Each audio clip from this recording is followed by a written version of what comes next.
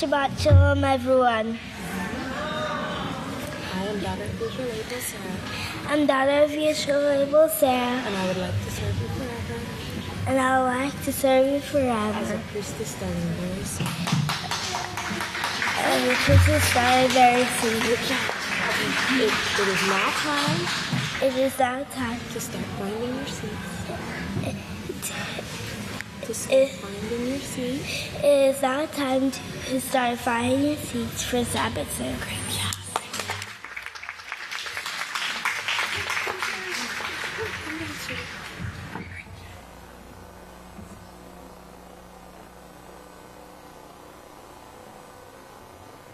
Shalom, everyone. Shalom, everyone. My name is daughter of Yisrayl Yisrayl Hawkins, and I'd like to serve you forever as a priestess starting very soon. It's the honor and privilege to introduce to you the sons and daughters of Yisrayl Abel now entering the sanctuary. Have a great Sabbath.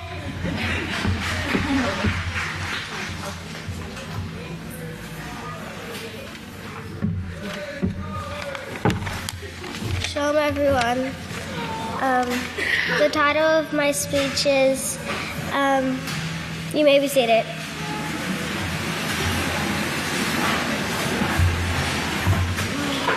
The title of my speech is getting the names of the gods out of our mouths. And I'm going to read, let the children come to you, and it says, The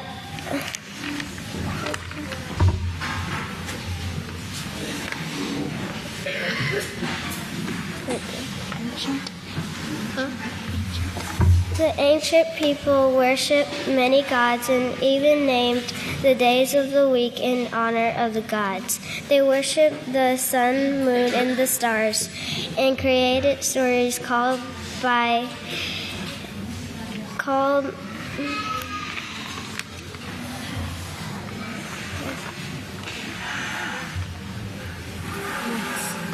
myths to explain what they did not understand about Yahweh's creation.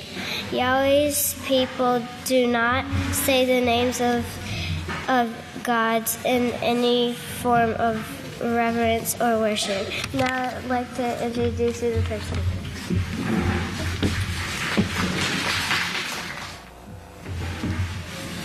Shabbat Shalom, everyone. You may be seated. Today I will be speaking about getting the names of gods out of our mouth. Please turn to page 64, Exodus 23:13. In all things I have said to you, be careful to do them, and make no mention of the name of hinder gods Elohim, neither let it be heard from your mouth. Side note R2 says, the worship of gods is as wicked as one who transgressed every law of Yahweh. And the refusal to worship gods is as honorable as keeping every law of Yahweh. G2 says, mention neither by swearing by them or by speaking of them. The days of the week, the months of the year.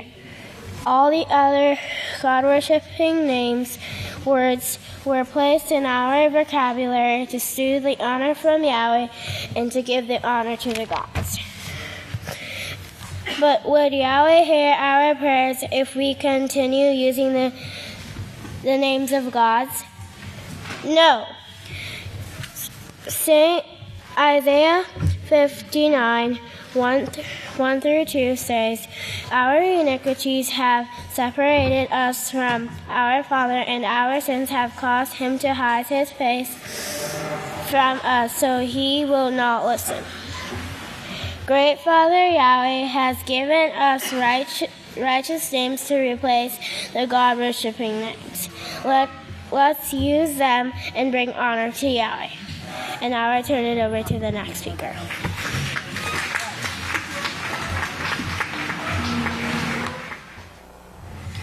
Shabbat Shalom, you may be seated. My name is Uniqui and my speech title is Sin Brings Diseases and Curses. Would you please turn over to Proverbs 26:2. As a fluttering sparrow or a flying swallow will alight, so a curse causeless will not come. If there is no cause, there is no curse.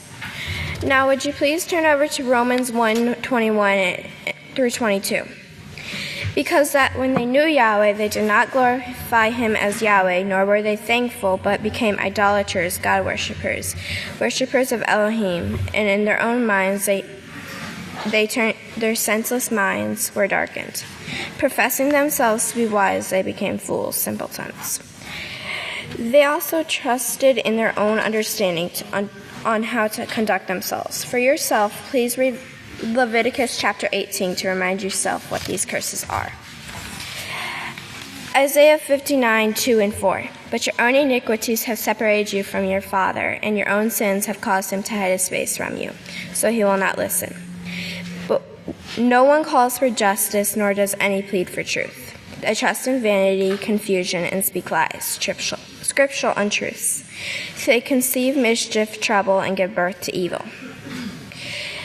In their lack of understanding of what they are really doing, they are causing these diseases to spread. I'm now going to read from the 5th book of Yisrayl, chapter 32, verse 35. And it says, I can show you how in this generation, as the scientists are now finding out, that all these diseases are at their peak. They are beginning to understand and see that the diseases are coming from the sins and iniquities. That is exactly what Yeshua added over there in Matthew 24. He also said that the disease pandemics and epidemics are going to increase extremely. And this is the extreme in this 3.5-year time period. That is what we are in right now. This is exactly what we are seeing in the news. Everything that's said in the prophecy is actually taking place right now. And all of these prophecies are coming to pass. In asking Google Answers how many total human diseases in the world are known to man, the answer came back as it is estimated 30,000 human diseases are known to the medical community. Matthew 6:33, but seek ye first the kingdom of Yahweh and all his righteousness, and all these things will be added to you. For my last scripture, Deuteronomy 7:8. Because Yahweh loves you, and because he would keep an oath, he vowed with an uplifting hand to your fathers, to bring you out with a mighty hand, and to redeem you from the house of bondage, from the hands of the Pharaoh, king of Egypt. And in other words, from the sins and curses. May I bless your understanding. And with this, I now turn it over to the next speaker.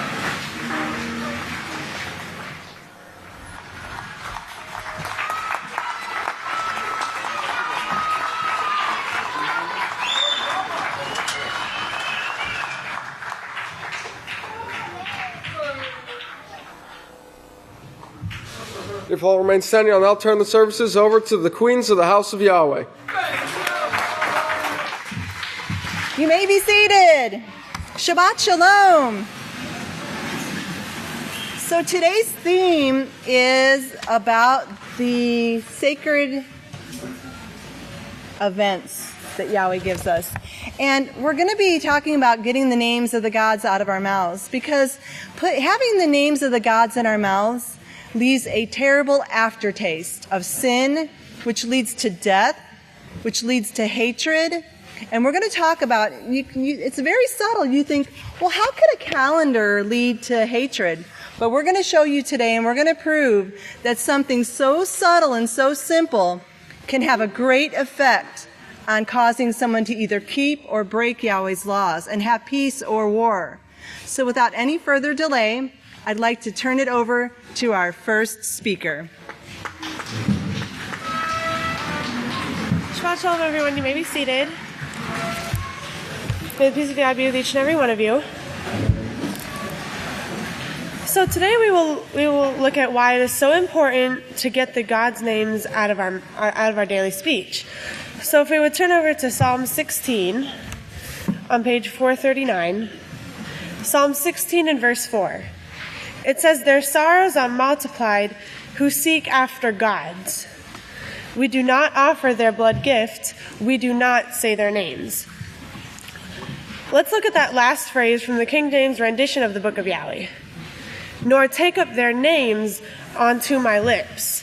The word take is word number 5375 in Strong's Hebrew Dictionary and means to accept, to hold in honor. The word name is 8034 in Strong's Hebrew Dictionary and means honor, authority, and character. The word lips is word number 8193 in Strong's Hebrew Dictionary and means language.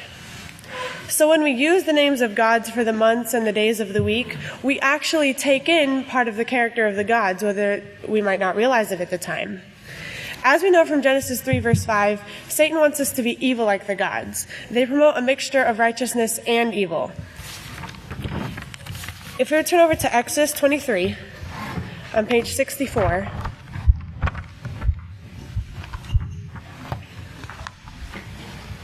Exodus 23 and verse 13.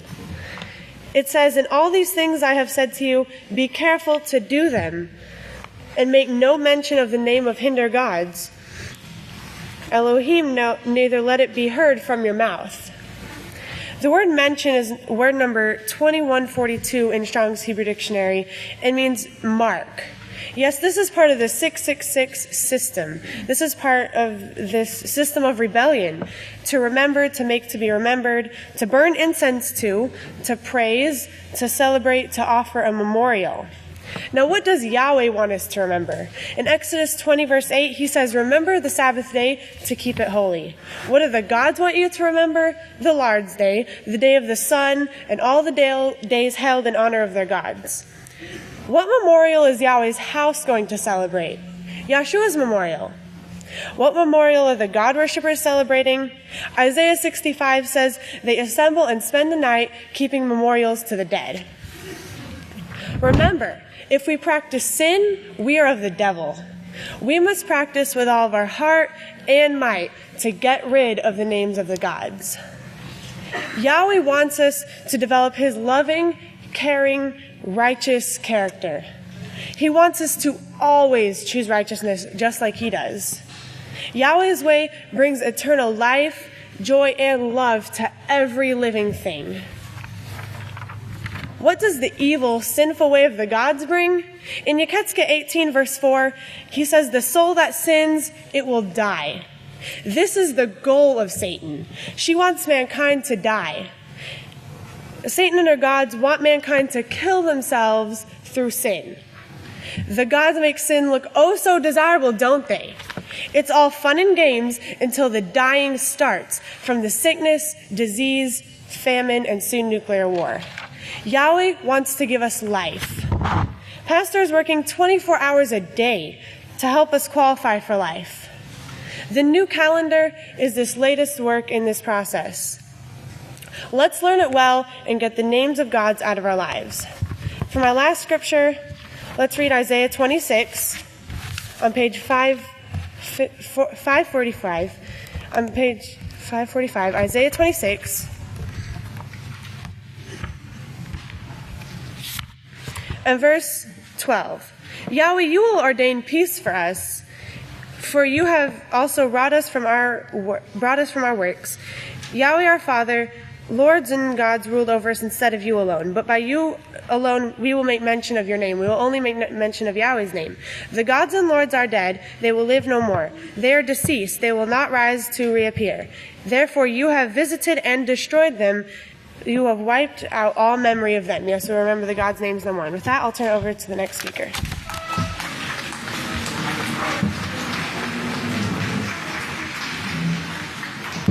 Shalom, great saints of Yahweh, may all be seated. May the peace of Yahweh be with each and every one of you. The title of my speech today is The Hidden Disease That Plagues the World. The feast is coming up soon, and as the feast gets closer, we are advised, according to the laws of Yahweh, to cleanse ourselves from any parasites and toxins. In these last days, it has been prophesied in Matthew 24, verse 7, that we will have an overload of disease epidemics, and doctors are racking their brains to find cures for them all. The problem is they're battling the symptoms and not the disease, cutting off all the stems and not uprooting the plant.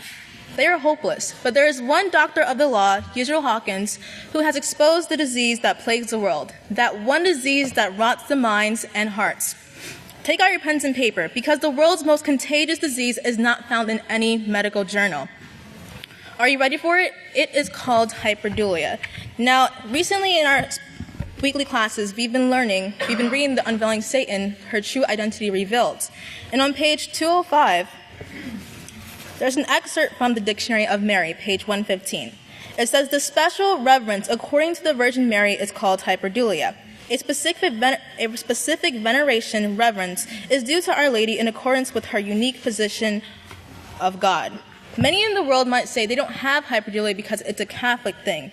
But to be sure, I have a quick checklist of symptoms for you. If you check any of these boxes, let me assure you, you have tested positive for hyperdulia. Let's begin. If you're worshiping and calling on any names of gods, if you're worshiping on the first day Roman Sunday or sixth day Roman Friday instead of the seventh day Sabbath, if you're celebrating any pagan holidays like Easter, Christmas, Halloween, or any feast set by the sun, without a doubt you have hyperdulia. If you eat pork or any unclean animals not acceptable in your Bible, if you are praying to the dead and seeking answers on behalf of the living, you have the advanced stage of hyperdulia. For more information on this, I really encourage you to go home and read The Unveiling Satan, Her True Identity Revealed for yourself. Hyperdulia just doesn't stop there. It is a direct result of what we see in the world. Sickness, disease, confusion, death, war, abortion, sin, sorrow, and pain has spread throughout the world. But where does it come from? It is all caused by worshiping the gods. 4,199 religions today worship the gods and has spread confusion in the minds of mankind and sickness in their hearts. Satan is the mastermind behind this plan and has supplied her employee, the Vatican, with the syringes to inject this sickness throughout the world. She is greatly deceiving everyone, but why? She has one goal in mind and will do anything to reach it. And in the same booklet, on page 261, we see the Vatican's goal from Malachi Martin's interview. And he said, that real dominion over men and women is not with bombs and planes. That helps, but real dominion is when I possess your will and supply you with the concepts by which you live. That's dominion. That's real dominion. Did you all hear that? Satan, Mary, the Queen of Heaven, wants to possess the will of man and lead them to destruction. And even our Creator Father Yahweh never asked us to give him our will. In Deuteronomy 30, verse 19, Yahweh says, you are free moral agents to choose between righteousness or evil. We know Yeshua, our high priest, never suffered from hyperdulia. How? This is his answer. In Matthew 4, verse 10, found on page 730. Matthew 4, verse 10.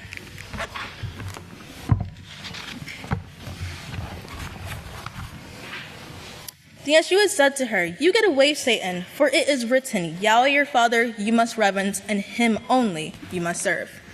The doctor of the law, Yisrayl Hawkins, has not only exposed the disease that has not only exposed this disease, but has the cure to offer all. To cure and counteract the effects of worshiping the gods and Satan, we must do the exact opposite. Reverence and love Yahweh with all of our heart, soul, and might, for that is the greatest commandment. Yisrayl Hawkins, along with our Savior Yeshua Messiah, is uncovering the thick, heavy blanket of deception shown in Zechariah 5, verse 6 through 9, bringing back the standard of perfection, separating the way of the world from the way of Yahweh. So let's all give a hand to Yahweh for raising the bar and giving us his calendar. It's here at last and will remain forever. The Roman calendar was Satan's tool that keeps the whole world deceived in worshiping and calling on the names of worthless gods, causing the people to forget Yahweh's name and replacing his name for God's. So he called on them each day, each week, each month, every year, every moment. From the cradle to the grave, no one has escaped the entrapment of deception from Satan. In 2018, Yahweh says no more, for the gates of hell will not prevail. And in Isaiah 42, verse 8, found on page 556, it reads, I am Yahweh, that is my name, and my glory I will not give to another, nor my praise to graven images. Remember the beginning of my speech, where we talked about cleansing for feasts. Not only must we get toxins and parasites out, we must get sin out. Yahweh has sent his anointed servant to help us complete the job of purification. And in Malachi 3, verse 1 through 2, Malachi 3, verses 1 through 2, found on page 726,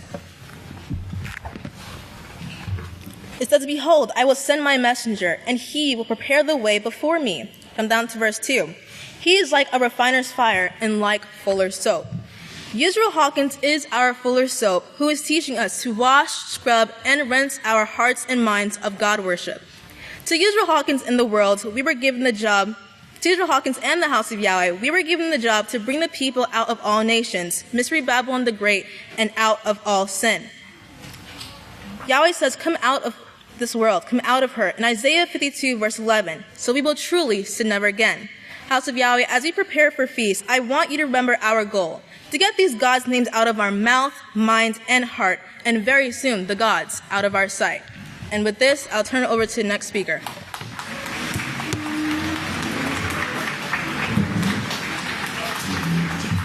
Shalom, you may be seated.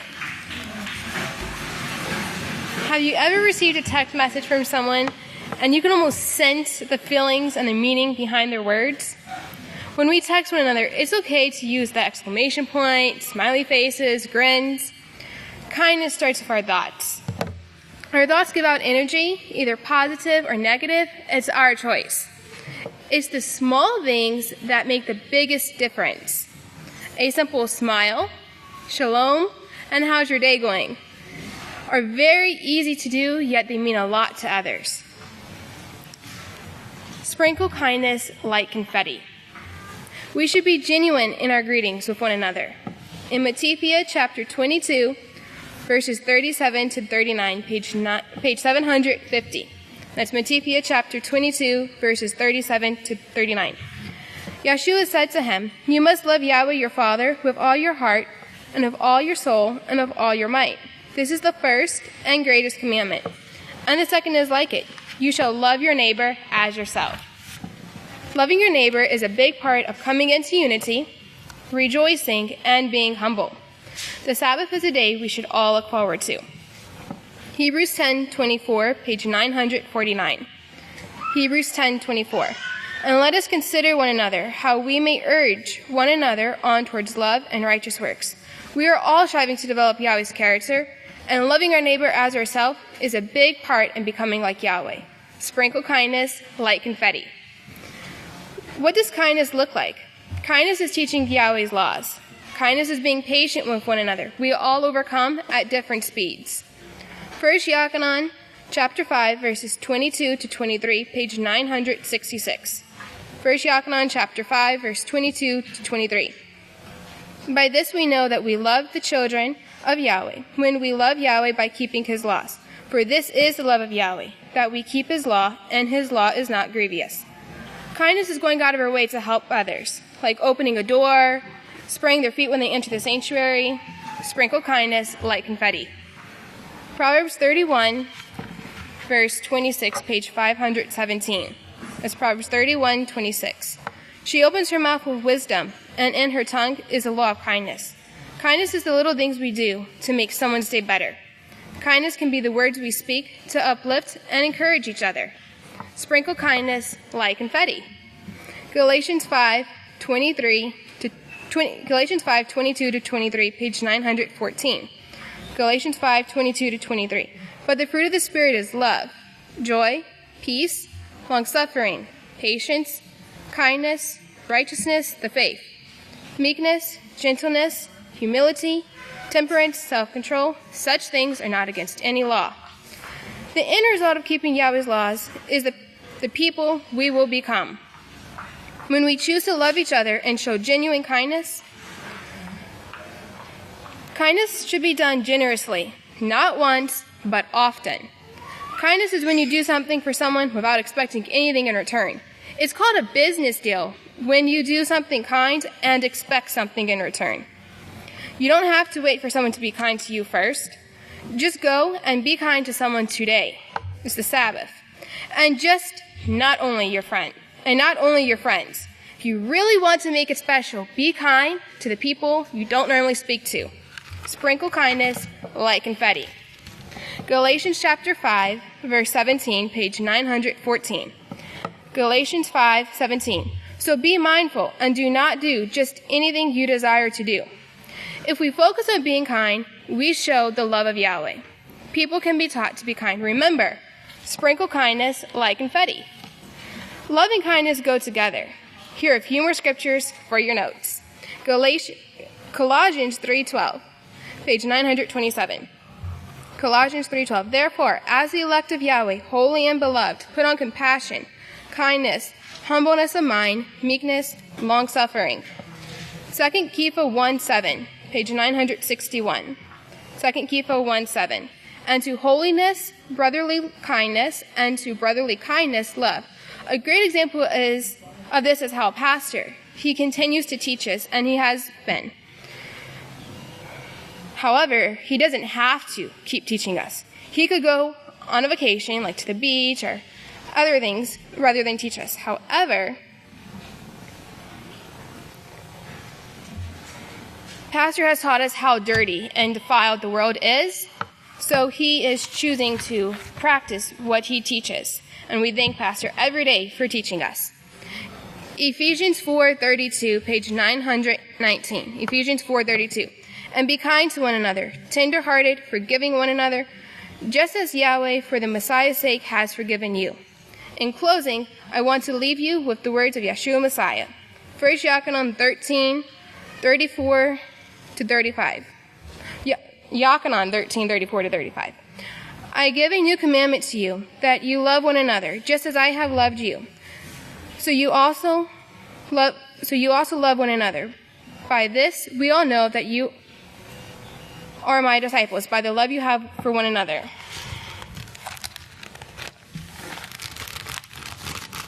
Remember, sprinkle kindness like confetti. I would like to thank the greatest teacher in the world, Kohan Yisrayl Hawkins, for allowing me the opportunity to speak today. If you all please stand, I'd like to turn it over to the next speaker.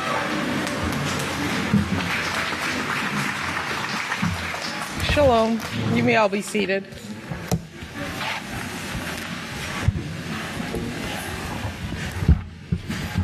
The title of my speech today is Celebrating Yahweh's Original Tree of Life.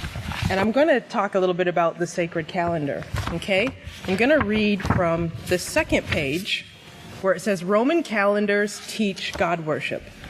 And it says, the truth is there are many gods mankind has been deceived into praying to and worshiping, but Yahweh the Creator is not a god. Okay, so let's not let it be discouraging, learning a new calendar, because we've been inbred with God worship from the time we were in our mother's wombs. God worship has just been interwoven into every fabric of our lives. So it's going to take some time to get used to using some of the new terminologies of the months and the days. I mean, it's like being asked to learn our ABCs over 1, 2, 3s or something simple as reading a clock. So don't be discouraged. This is something we're going to be doing forever. It's going to take some time, and we will get used to it. Okay? Praise Yahweh. On 17 Yeshua, we officially started using the dates of Yahweh's sacred calendar. Although the overseer has been telling us about it before that date, he was telling us about these, and then some headlines. Headlines came out. Notice there's always a counterfeit. Every time our overseer tells us something, there's something going on. So one of the headlines is Dead Sea Scrolls Deciphered to Reveal Ancient Calendar. And so this was something they discovered in Israel at Haifa University. They discovered a calendar it was part of the Dead Sea Scrolls. And this calendar had festivals. They had their festivals and holidays anchored to fixed dates. And they did it fixed to weekdays Get this, because they wanted to avoid their holidays falling on the Sabbath, because they were in confusion. Like, if one of their festivals fell on a Sabbath, they were in confusion. Which one do we keep? The Sabbath, the holy day. And, we really need to be thankful for our overseer, because here in the House of Yahweh, when one of our high Sabbaths falls on a Sabbath, what do? Are we in confusion? We keep them both, right? Because they coincide and they don't contradict each other. So we don't have that sort of confusion here. All right. So in the book Deceptions concerning Yahweh's calendar of events, it talks about the different calendars they have in chapter 1. One of the things that you'll notice is that they didn't trust Yahweh. They rejected Yahweh's way. They wanted to control their own lives. So they called Yahweh's ways impracticable. And as homework, go look that word up. They called Yahweh's ways impracticable. And if you look that word up, it does not describe Yahweh at all, or his ways. Okay. So that's something you want to look up. It's in the Deceptions book. And they wanted to fix the feast, so they had their own little nitpicking, words like intercalations and, those big fancy words, because they weren't trusting Yahweh. They didn't want to go by the lunar calendar, how Yahweh tells us to, you look for the new moon, that sets the feast, it sets the month for the year. And they started worrying, they rejected Yahweh's way, so they were worrying that some of their feast days are going to wander into the freezing cold winter or the summer. But they wouldn't have had to worry about all these things if they just trusted in Yahweh, because he's in full control. I mean, Yahweh's merciful. He's not going to drag us out and to have, feast in the freezing cold winter or the boiling hot summer. I mean, now we because of climate change, sometimes it is hot, but it wasn't Yahweh's doing. It was because of sin, right? So one great thing about this book, the calendar of events, is that it proves beyond a shadow of a doubt that when we do things Yahweh's way, when we set the feast by watching for the new moon, we are holding Yahweh's feasts, and it's exactly when he wants them. They're not our feasts, they're Yahweh's feasts. Okay, so last Sabbath, this is 28 days into our new count, since we started officially using the dates. Last Sabbath into our new count, we get this headline. Can I get my slide? And this headline reads, Pope Francis has decreed that the ancient devotion to the Blessed Virgin Mary under the title of Mother of the Church be inserted into the Roman calendar. Okay? And I got a dear sister who, I call her the House of Yahweh Vatican watch bulldog, because she's always watching the Vatican, and she sent me that, and she, it was in big letters, look at this, and so you can see Satan's energy in this, because it goes on in the calendar. Notice they inserted it into the Roman calendar. It says in the article, the liturgical celebration, and they give the name, the Latin name, it says it will be celebrated. Notice they use the word celebrate, okay? Where did they get that? All right. The liturgical celebration will be celebrated annually as a memorial on the day after Pentecost. So they're going to insert it on a fixed date. And Pope Francis has decreed that the memorial of the Blessed Virgin Mary, Mother of the Church, should be inscribed in the Roman calendar on the Monday before the Pentecost, and now to be celebrated every year. So notice they picked the moon goddess day for that, coincidentally. Okay, so you can see that Pope Francis, just like how our overseer has a connection with Yahweh and Yeshua, Pope Francis has a direct connection to Hallel, and this is proof. And, they go on in the article to describe her as the Blessed Virgin Mary, but it's really identity theft. It's identity theft. She stole Yeshua's mother's identity. She is not his mother, okay? And Yeshua knew when he walked the earth that they were going to one day worship his mother as a goddess. So this is one of the ways that they make war against the saints of Yahweh. And if you look back in the prophetic word of 1217 on page 10, it says, the Vatican and the Roman Catholic Church make war with Yahweh's saints and the Lamb by teaching against Yahweh's righteousness. So this is how they make war. It's by teaching against righteousness. And they're not coming in here on horses with spears, we're ready to, hurl us with a spear. They're teaching against righteousness. So you can see Hallel's energy. Can you see how her energy is increasing just with the revealing of the sacred calendar? So right here it says, celebrating Yahweh's original tree of life. And I like that statement, and I put it into gematria, and I found some interesting numbers. And I'm only going to focus on the first two. The first number is 2186. That's a simple gematria. The second one is 2226. And in the simple gematria, number 2186 means to push aside, reject, forsake, fail, or remove far away. So in this word, you can see that, we know that mankind has rejected Yahweh's laws, so they've been cast away and removed from the tree of life. And so praise Yahweh, Yahweh called us out in these last days, so we don't have, we are in the tree of life right here. Okay, so the second number is number 2226, and it comes from 2225, and it means a rising of light. And this is really interesting. If you'll turn over with me to Isaiah 60, Isaiah chapter 60, we're going to read verse 1 to 5. It talks about this word in here. It's on page 567, and it reads, "Arise, shine, wake up, and be aware, for your light has come, and the glory of Yahweh is risen upon you. For behold, the darkness will cover the earth." And there's a lot of darkness on the earth right now. I mean, if you look at what's going on, we can see everything is getting set up for that time where they're going to declare peace, true peace. I mean, with the trade wars and Trump meeting with Kim Jong-un and the buildup around the great river Euphrates, you can see that time of darkness it's coming to a head right now. And the Sistine Chapel, I mean, how crazy was that? That's the temple hiding in plain sight, right? So we're back in verse 2. It says, "For behold, the darkness will cover the earth, and the deep darkness will cover the people. But Yahweh will arise over you, and his glory will be seen upon you.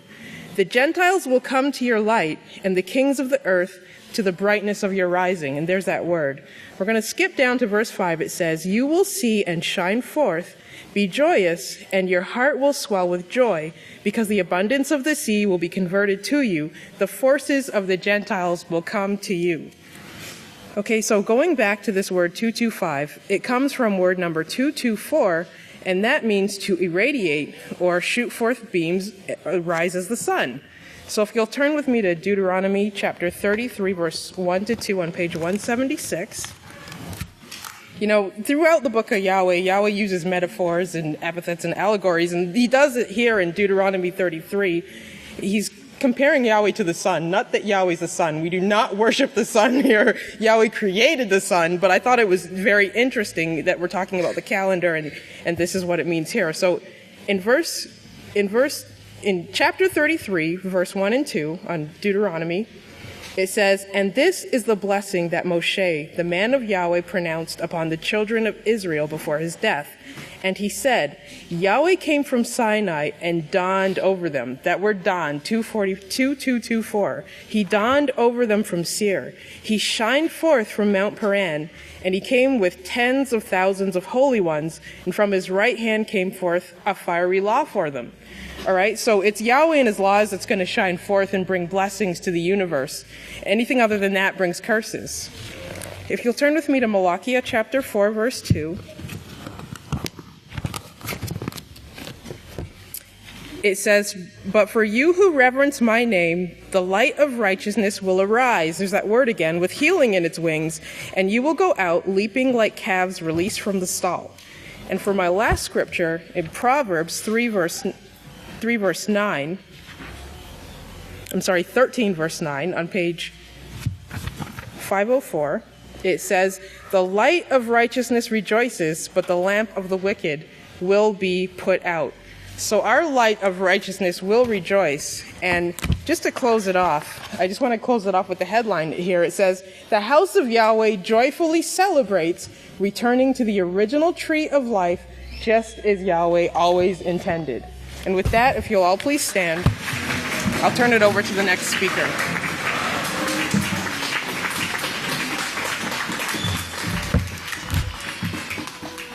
Shalom, sisters, you may be seated.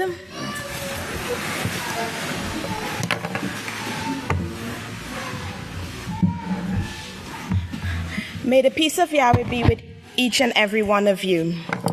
I am going to show you 4 numbers, okay? And I would like you to write down these 4 numbers in your notebook, 1 number per line. The first number is 325. The second number is 1582. The third number is 1982. And the last number is 400. So there you go. That's your 4 numbers. And I will revisit these 4 numbers a little later. Please turn with me to Revelation chapter 12, verse 9, found on page 979.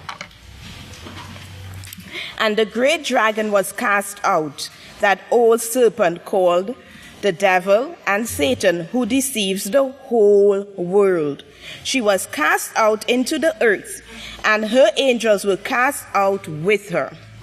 From reading this verse, we can see the great dragon, the serpent, or the devil, or Satan, same person, deceives the whole world. The entire world, right? This statement is not a maybe or a perhaps. It's a sure thing. The whole entire world. Now stop and consider this. How many people are on the earth today? Approximately 7.6 billion people. And they are certainly deceived. Sisters, the only ones who are not deceived is us. We in the house of Yahweh, the remnant that Father Yahweh is calling out in these last days.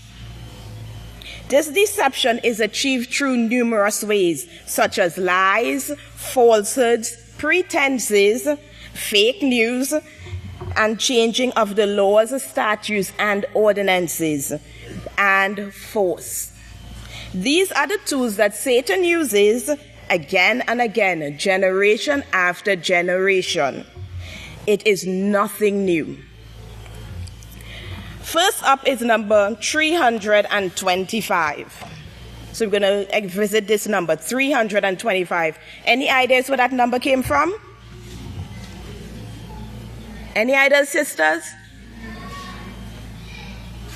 Overseer uses it very often in his PWs. The number 325. It is from the First Council of Nicaea. Right? That was the year they had this meeting. It's not a simple meeting that took place where some people came together, had a great old time, party, fun times. It wasn't about that. It was not some small little meeting. Don't ever think that. This convention did a lot of damage and came against Yahweh's laws. Approximately 300 bishops attended along with priests and deacons. Emperor Constantine I was also present along with the Roman Senate. At this time, there was a lot of confusion and contention and divisions within the church. Nothing new, right? That's the same problem they have up to today. So Constantine called for the meeting of the bishops and other leaders to resolve and iron out these problems. The Emperor Constantine the Great he made this statement at the convention. He said, division in the church, he said, is worse than war. Some of the results of this meeting is, 1, to affirm the Trinity as co-equal, co-eternal persons, to create an entirely new God for his empire, who would unite all religion fractions under one deity. There were over 53 gods up for discussion, and they blotted out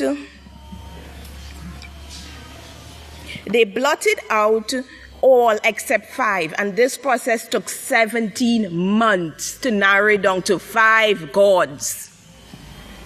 So Constantine, being the ruling spirit at Nicaea, took the 2 gods, Jesus and Krishna, merged them together and created a new Roman God, which evolved into the modern day Jesus Christ. Another thing that resulted from this meeting is various matters of the church discipline, which resulted in 20 canons. And we know that the canons are the traditions of man. The Nicene Creed was introduced as doctrine and was one that all Christianity will follow and obey. This creed was upheld by the church and enforced There you have that force, enforced by the emperor. The council attempted but failed to establish a uniform date for Easter. So that was the number 325. From this council, there was so much deception introduced. Yahweh warned against this very act of changing any of his 613 laws. Turn with me to Deuteronomy chapter 4, verses 2.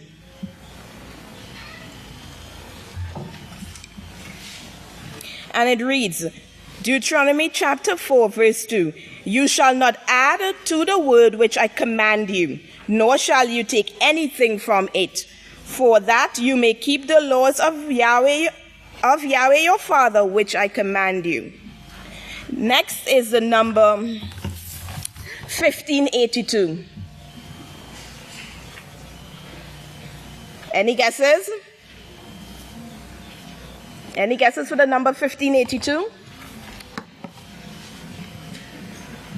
As mentioned before, over the previous Sabbaths, that is when the Gregorian calendar was introduced in 1582 by Pope Gregory. It was implemented to fix the Julian calendar problems. The Gregorian calendar replaced the Julian calendar. The Gregorian calendar predecessor, the Julian calendar, was replaced because it was too inaccurate. It did not properly reflect the actual time it takes for the earth to orbit once around the sun. So it is based on the sun worship, known as a tropical year.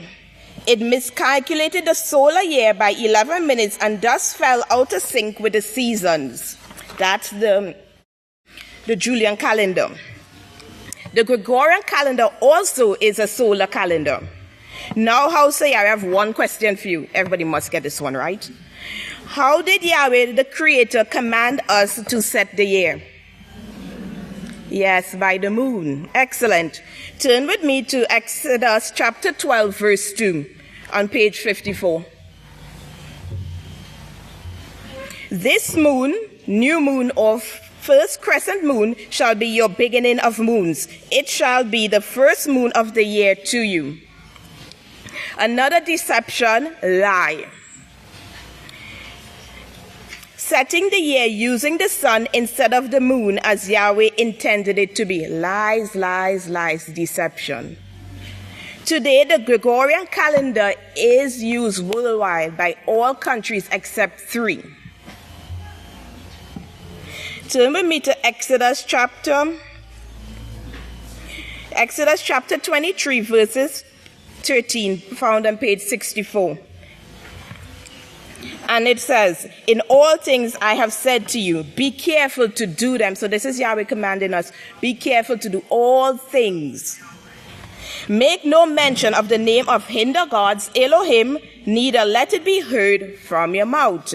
And if you notice on the Gregorian calendar, just as like the Julian calendar, the names of the months and the names of the weeks are based on the names of gods. Psalms 16 verse 4 says, we do not say their name.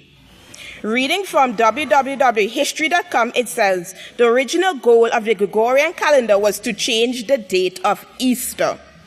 In 1582, when Pope Gregory introduced the Gregorian calendar, Europe adhered to the Julian calendar, first implemented by Julius Caesar in 46 BY. Since the Roman emperor's system miscalculated the length of the solar year by 11 minutes, the calendar has since fallen out of sync with the seasons.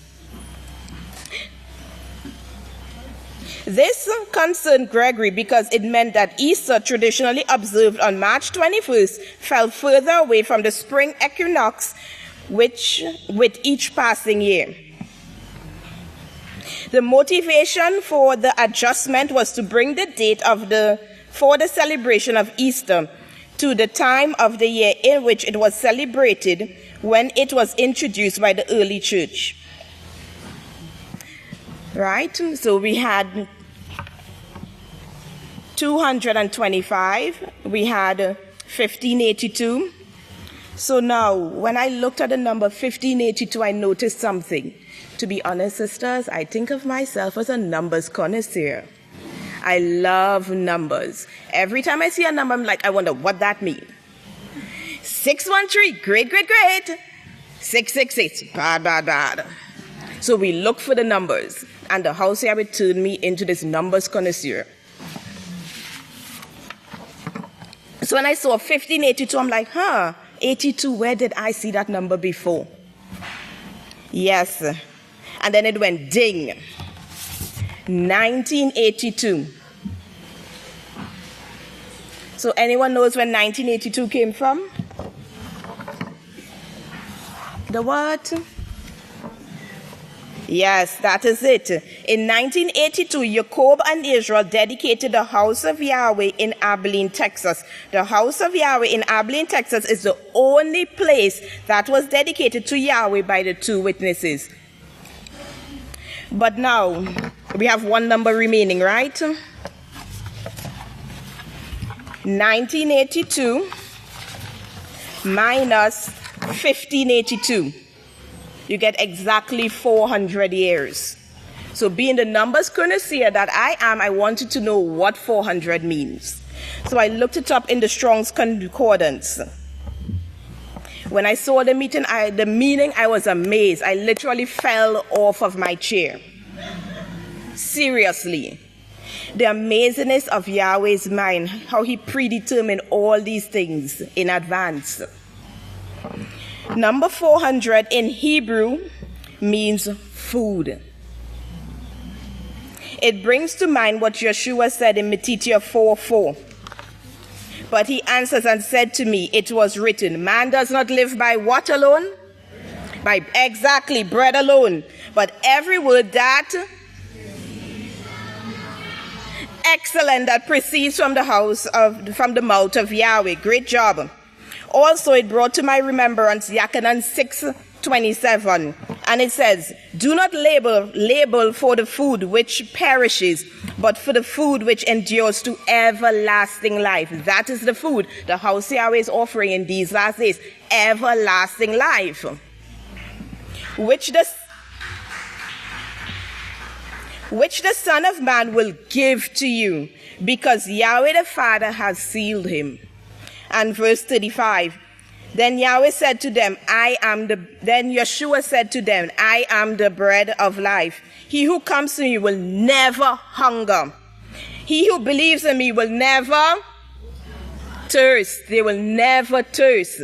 That is the food we are all competing for, people. That is it. Verse 63, it is a spirit that gives life. The flesh is totally and utterly useless. The laws that I speak to you are spirit, and they are life everlasting. Yachanan 4:34. Yeshua said to them, my food is to do the will of excellent who sent me, and to finish his work. So that is 400 in Hebrew. Now we're going to go 400 in Greek. So 400 in Greek, it means to exclaim, to speak out, to lift up your voice. Beautiful meanings, right? Exactly 400 years the House of Yahweh was dedicated after this calendar was introduced. And this is what Yisrayl Hawkins is doing. He lifts up his voice to proclaim the name of Yahweh and the laws to all nations. Revelation 7:10. But in the days of the voice of the seventh Malach, when he begins to sound, the great secret of Yahweh will be finished. And he declared to his servants, the prophets, Exodus 23:20. Behold, I am sending a Malach in front of you to keep you in his way, and to bring you into the place which I have prepared. This is the work of the seventh Malach. Attend to him and obey his voice. Do not rebel against him, for he will not forgive your transgressions, for my name is in him. And I urge you all to read the side note. It will explain that verse a little better. Right? But if you will truly obey what he says and do all that I speak, then I will be an enemy to your enemy and an adversary to your adversaries. You shall not serve You shall serve Yahweh your father, and will bless your bread, and he will bless your bread and your water, and I will take sickness away from the midst of you. You shall make no covenant with them, the world, nor their gods, Elohim. And for your notes, I'll suggest you read Revelations 11:15 and Revelation 22:16. Sisters, the seventh Malach was sent to proclaim, to speak out against the sin that the world is committing today, to warn them of their ways, to take this message to all nations before the great burning as stated in Malachi 4:1. Sisters, I urge you to listen to the next speaker. Listen very carefully and take notes. She will explain this proclamation, speaking out further before the earth burns like an oven, as the prophet Malachi said in chapter 4. Thank you for your time, and I would like to turn it over to the next speaker.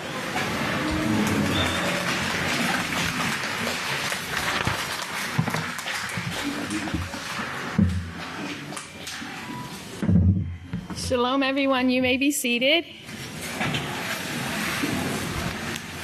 Okay.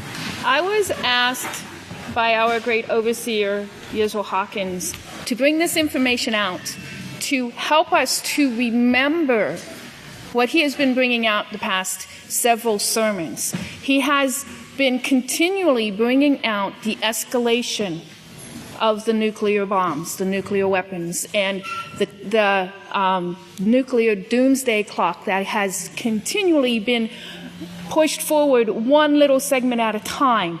And a lot of us think, well, that's just a little segment, but each step forward is one more step forward in this prophecy that the overseer has been bringing out, where nuclear war will take place, the sun will be darkened, and the prophecy will be fulfilled.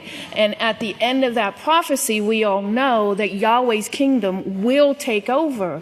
But this nuclear burning must take place in order for the kingdom to take over as Yahweh has prophesied. Now, I must admit that I have not been as diligent in taking notes as I have been with what the overseer has been bringing out. The scriptures, yes, I write the scriptures down, I write the references, I write what he tells us what we need to do. But the articles that he has been bringing forth of the current events that are taking place in this time period, I have been lax in writing that information down. And we need this information because that information, the current events that are taking place in these last days, in our time period, or that are just taking place right before our eyes, is actually proving to the world, not to us, because we believe without seeing. We believe as the overseer brings forth these prophecies, brings forth this information, but it actually reveals to the world that Yahweh's word is true, that the prophecies that the overseer has been bringing out since he has been studying and bringing forth Yahweh's word are coming true in these last days. Okay, now he wants us to remember this information. He wants us to write these notes down. He wants us to study to show ourselves approved. So I looked up the word study, and in the, let me see, which one is it? It's the American Heritage Dictionary, 4th edition. Study says it is an act or process of studying. Of course, that's obvious, but it's studying in pursuit of knowledge, as of by reading, observation, or research. So increase in knowledge in these last days. Now, in order to study to show ourselves approved, we need to know what to study. Okay, so one of the things that I was asked to bring out, that Revelation 18:4, we are to come out of her. Yahweh commands us to come out of her. We know that her is Satan and the beastly system. We are to come out of her. So I was like, okay, what does the word of mean? Okay, again, American Heritage Dictionary, the word of is a preposition, and it means belonging or connected to, associated with, or adhering to. So Yahweh wants us to break that connection and association with Satan and the beastly system. We are to come out of her. But you say, but we have to live in the world. We are in the world because Yahweh created us to live on this planet. So we have to be in the world, okay? In. So what does in mean? In means to be within limits, bounds, or area. So we, at this time period, in this last generation, are bound to this planet Earth as Yahweh created us. So we are in the world. So we can't go to another planet. We can't jump on a spaceship and fly into space and wait for everything to take place and then come back. We cannot do that physically. So we are to come out of her. So that means that we are to come out of the world, the entertainment, the TV, the videos, the music, anything that is associated to the world in these last days. So that takes me back to study. So how are we to study to show ourselves approved? Approved to who? Who are we supposed to show ourselves approved to? Can everybody answer? That's right, Yahweh. So how are we to study to show ourselves approved to Yahweh? Can anybody give me the scripture that tells us how to do that? Ask at Abel. Okay, ask at Abel. That's correct. We are to ask at Abel, and that is, as soon as I find my cards, we are to ask at Abel. We do not have to go and sit and read all this stuff from the world as it's presented by the world, for the world, and for the entertainment. It's 2 Samuel 20:18. And then she spoke to them and saying, they used to speak long ago, saying, to receive an answer, ask at Abel, and that would settle the matter. So we ask at Abel. So what are we to ask at Abel? Well, we ask for the study materials that we are to study.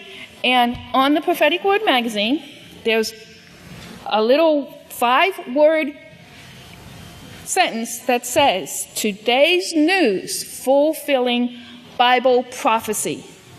The Prophetic Word magazines, the Prophetic Word, the Prophetic newsletters, the books, the booklets, the blog, the calendar, all of this information has been put forth. This is information that the overseer has studied and restudied, and he has dug into books that were written centuries ago. He has followed the Dead Sea Scrolls. He has actually delved into this information to bring it to us so we can ask at Abel. We have the notes from the speakers. You can ask for them also. So that is where we are supposed to, what we are supposed to do. Now, also in remembering, we are to remember that the overseer brings forth these current events in these last days. And again, like I said, last week I was not efficient in writing down the titles of the articles that he brought out, but I can paraphrase what he was talking about. One of the things that was the major one is Russia has come up with a new set of nuclear weapons that the United States has absolutely no way of defending the United States or the world from. So Russia can actually set off a missile that can travel so fast that it can strike its target before the United States even has an opportunity to send a response. In the response of that, the United States is building up their nuclear arsenal so that they can actually have the ability to use nuclear weapons in actual theaters of war.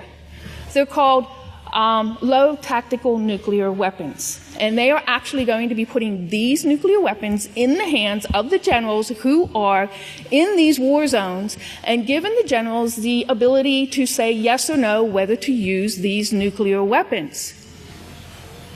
Now, to top that off, China is also upgrading its nuclear arsenal.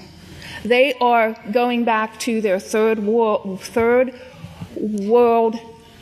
weapons from the Cold War era, and they are upgrading those nuclear weapons so that they can be ready for what's going to be taking place. And you hear time and again, he's brought out again and again and again, Hawaii is upgrading their nuclear weapons practice tests. Other states and countries are telling their people to stock up on iodine pills so that they can resist a nuclear confrontation. We need to be ready. We need to be ready. The overseer is going to be bringing this out in full detail during the feast so that he can have everybody up to speed and ready for what's coming. We need to prove ourselves to Yahweh.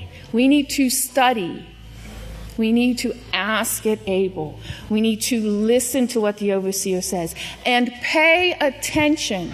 During the movies that we watch, the new moon movies that he shows us, he is actually taking the information that the world is putting out there and he is okifying it for us so that we do not have to see all that lust and all of that entertainment that the world is putting out there. But he is giving us this information so that we can be ready with an answer. We need to be ready with an answer, and we need to be able to back it up with scripture, and we need to be able to say, yes, Yahweh's plan is righteous. Yahweh's plan is perfect. And the one sent in these last days is Yisrayl Hawkins, and he is the one that we need to go to for our answers. And with that, I will turn it over to the next speaker.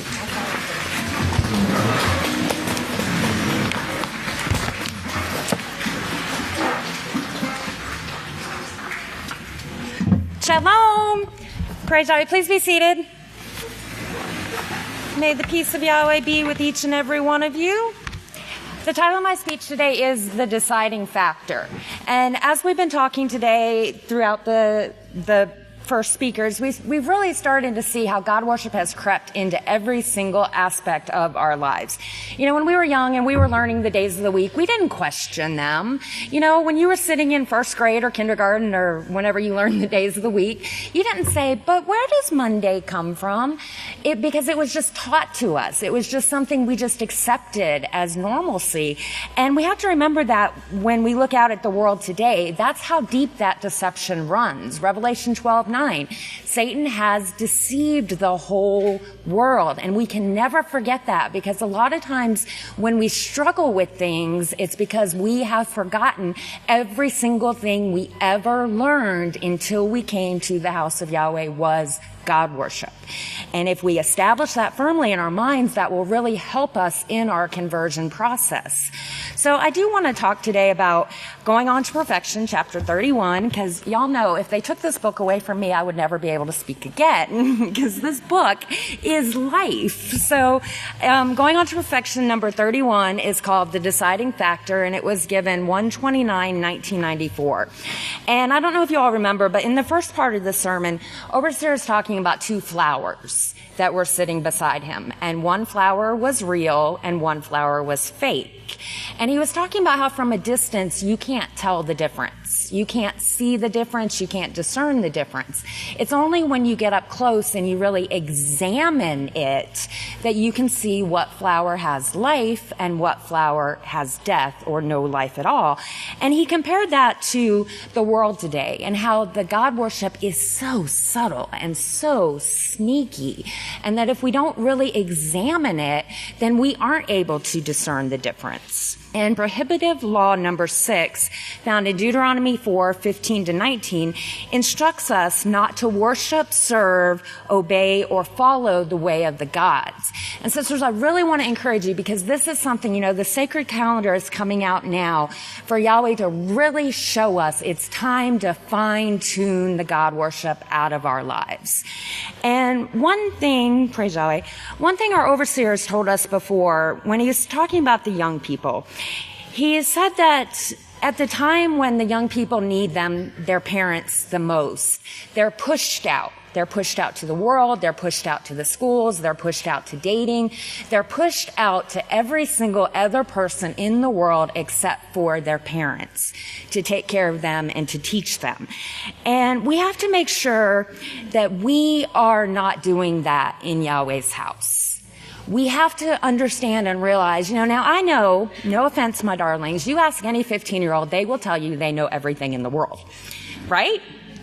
They will.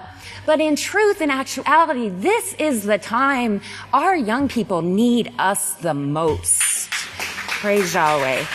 This is not the time to push them off for other people to teach them if that flower is real or if that flower is fake. It's up to us as parents and teachers and guardians. Proverbs 22:6 tells us to train up a child, and when they are old, they will not depart from it. Old does not mean 14 or 15. Old means in a future time, when they're on their own, when they're in their own household. That is when you will see the fruits of your labor with your children. That is when. And we have to remember these things. A great Kohan spoke last week about a time in his life when he was young. And I was sitting over here just boo-hooing my eyes out. I'll be honest with you. I was just crying like a big old baby because I could relate to the words he was saying. Because I have been in the House of Yahweh since I was very young. And I remember struggling over if that flower was real or if that flower was fake. And as I look back now, many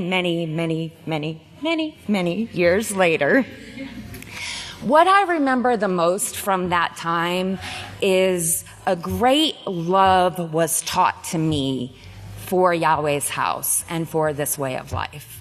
Correction is important, sisters. I will never tell you it's not. I have been corrected more than the sands of the sea, more than the rafters, but it is teaching the love for Yahweh's house and the laws of Yahweh that will keep our children here.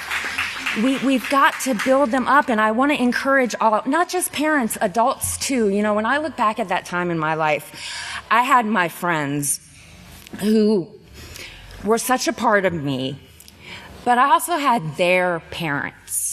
And their parents took me in as if I were their very own. They encouraged me, they corrected me, they taught me, they loved me. And when I look back on that now, it's with a very deep gratitude that I have, that they taught me these things. And I don't like to talk about when I was young because I get very emotional about it. And it's because that's that love that was taught to me. And it was taught to me by my friends and by the adults in my life. They are the ones who got me back up, who said, no, okay, you made a mistake. Now get on back in there and do it right. And as adults, we have to be friends with our young people. And I don't mean being friends like they're friends, because if you go up to them and you try to act like you're 16, you just look stupid, okay? You're not 16. They have 16-year-old friends. They don't need you to be 16. We need to be adult friends to our young people. And I just really want to encourage you, because even today, when I struggle with things, when I'm having a hard time with things, when I struggle to understand things, I look back to that time of my life. Because I remember when the feast would end and we would all get together and our parents would be saying, let's go, come on, we've got to go, we've got this trip ahead of us, we've got to get out of here. And I can remember just crying, just sobbing tears, because it felt like my heart was being ripped out of my body because I did not want to leave Yahweh's house. And I think about that because, as adults, it's much harder. It's a lot harder, but I think about that time, and it did teach me a great love for Yahweh's house. And that's really what I want to encourage us all. Correct your children. Yes, correct them. They need that. We need that. But don't forget to show them the joy, the peace, the love, that they have a future that is full of life. Teach them these things. Don't discourage them. Don't tell them they're not going to make it anyway. Don't ever tell your child that. See, I did not want to cry. I told Kahana I'm not going to cry. But our overseer says it perfectly in this sermon. He's talking about Psalms 119, 165. And it's great peace have they who love your law. And the word love means to desire, to long for, to actually breathe heavily after. This means making it a part of your life, that it's as a great friend. It means longing for this friendship in the laws. And our overseer says, with this in mind, Yahweh says, when you have this, when this love for Yahweh's laws develop fully in our lives, nothing, absolutely nothing will ever cause you to fall away. That is the deciding factor. The deciding factor is the love for Yahweh's laws, not keeping them because it's our obligation, because we have nothing better to do, because we're afraid to leave, but keeping because we love Yahweh's laws. We know they're the only thing that are going to bring us peace and joy. And Yahweh is bringing this sacred calendar out now so that we can really truly see and understand how this God worship has messed us up. And now is the time for us to step forward, putting this God worship away, putting away the gossiping, putting away the hurtful things, and clinging on, because this is the only place of peace, joy, and abundant living. And I do pray Yahweh will truly bless you all. And at this time, I would like to turn it over to our next speaker. Shalom. You may be seated. I wanted to talk to you today about a dream that I had. I had had a relapse from the flu a little while back, and I was very ill. And I had a dream while that was all going on. And in this dream, this voice came and it says, go back 40 years and you'll know why you're going through this. And I said, no. I was just a baby, you know. But I said, no, I don't want to go back. I said I wouldn't go back anymore. I'm not going back. I know what I was doing 40 years ago. I don't want to see that anymore. And the voice just kept saying, you have to go back. Go back 40 years and you'll know why you're going through this. So in my dream, this went on until finally I said, okay, I'll go back. And I'm thinking I'll go back and I'll see me. I'll see my sins. I'll see how evil I was. I'll see. But when I went back, it wasn't me. It's hard to explain it. It was like all the people in my whole life that my sins had affected. I couldn't really see their faces. It was just a sense that you knew. And I started thinking, when I woke up, I couldn't stop thinking about this. I thought about it for days because I was sick and I couldn't do much else but think. But I thought about it. What was Yahweh trying to show me? What was he showing me? And then I realized, because it's always been me, my sin, I did, myself. But he was showing me that everything we do affects other people. It affects, just like the judge just said, it affects everybody, how we react to our children and everything. Just like in Matthew 18:6, where Yeshua says, but whoever causes one of these little ones who believes in me to sin, that's what our effect of our actions does. If I act up in the cafeteria and the young ones are around there, you think they're not affected? They'll think, well, that's okay. She did it. Come on, she did it. I can get away with it. We have to start thinking about everything we do, our words, our actions, everything. We have to start thinking about the effect. In the 10th book of Israel, part 2, chapter 15, verse 13, Matthew 12:37 says, for by your words, and I'm adding actions, you will be justified, and by your words you will be condemned. And Pastor says, and of course, the words are what teach our children and what we pretend we are righteous up here on the stage and go down and set a poor example in front of our children. And I think, yes, we can teach our children to love the house of Yahweh. or to hate the house of Yahweh. It comes from us, sisters. We're the ones that do it. Now, I kept thinking about this dream. And also I want to say that the children, that's the new people coming in too. If they see us sinning, won't they think it's okay? Even if it's an unintentional sin, it has to be unintentional because none of us, I know nobody here would sin intentionally. But we've got to start using that acronym, stop, and think about what we say and what we do. The example that we're setting. Now, in the Cambridge English Dictionary, it says the definition of effect is influence or cause someone or something to change. What we do can affect and cause someone to change for the great or the bad. If you listen to fallaways talk about the house of Yahweh, how evil it is, it will have an effect on you. One day it will pop back and you'll be out there with them. You can't listen to stuff that is against the house of Yahweh. You just can't do it. And another thing, we can't hold on to grudges. It's like a couple of weeks ago, 2 people said something I had said to them years ago. I mean, I didn't remember it. What did I say? I don't remember even what was going on. But they remembered it from years ago. And I don't remember if I said it to them, but I thought about it. I thought, well, that wasn't me. That wasn't me. This is me. That was someone that had a lot more steps to go. I might not be me tomorrow. I might be the new me. We cannot hold on to something that was said to us even yesterday. But years ago, if we're doing that, we're living in the past, we're holding on to sickness. We cannot hold on to these things. Now, in Colossians 3:10, it says, and are putting on the new woman, who is being renewed in full knowledge according to the image of him who is creating her. Now, it doesn't say she's new and it's over. No, it's a process. We're all in a process. And each day we learn something else that we need to change. Sometimes more than one thing. But that's a process. So we cannot in any way hold against someone something that they did. It's now. We have to focus on now. Now, I laid there and I thought about this, and I remember, Pastor, this number stuck in my mind, 10 million babies.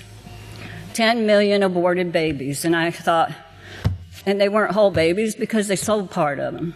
And I thought about how Pastor just keeps driving home what's going on out there, how evil it is. And I thought about those babies, and I tried to picture what would 10 million dead babies look like.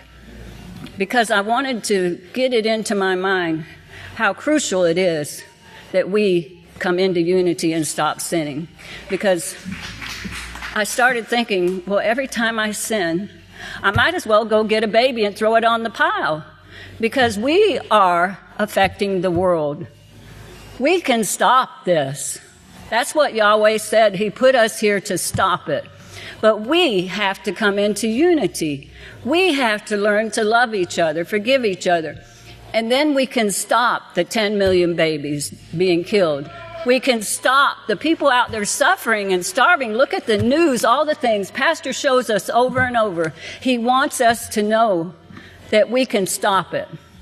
But we have to stop bickering and gossiping and everything else that we tend to do. We have to get rid of, like the other speaker said, come out of the world. That means get rid of this stuff. Don't do it anymore. We don't have to hold on.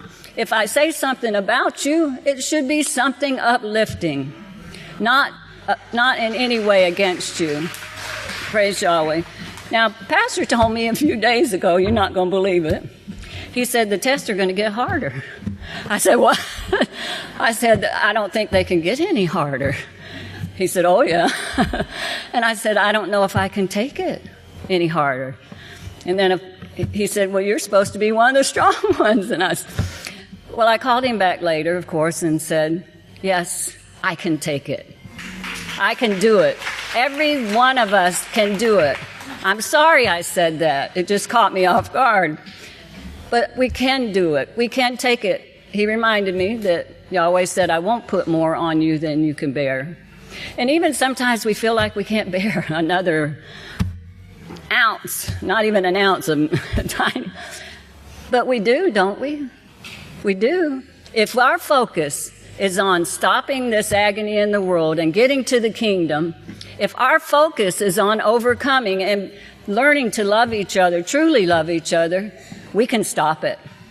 We can do it. We can be here. I mean, sometimes I try to imagine some of these people that have suffered so much coming to the house, and you say, let me show you the way. There is hope. Can you imagine what they will feel like? You remember what you felt like. But we're not suffering like those people are. We're not suffering that way. Now, Pastor says in the 10th book of Israel, part 2, chapter 12, verse 81, and let us consider one another, how we may urge one another on towards righteous works. If we see someone having a struggle, urge them on. Sometimes you might be joyous and somebody else is sad. Don't give in to the sadness. Give them your joy. And he says, set an example for one another. That's what we're doing, sisters. We're setting an example. We can either set a great example or a bad example. But no matter what, like Pastor says, you're teaching 24 hours a day, we are setting an example for each other. And he says, set an example for one another. And doing this, put down the feeling and the feelings, oh, them feelings. And teach 24 hours a day. Become a teacher. And we are. Our actions teach. So let's focus on getting this done. Let's focus on helping this world, because we do affect the world. We affect each other and we affect the world, because they don't know us, but they're waiting. They're waiting for somebody to bring some hope. And Pastor has taught us that that's what we're here for. And with that, I'm going to turn it over to the next speaker.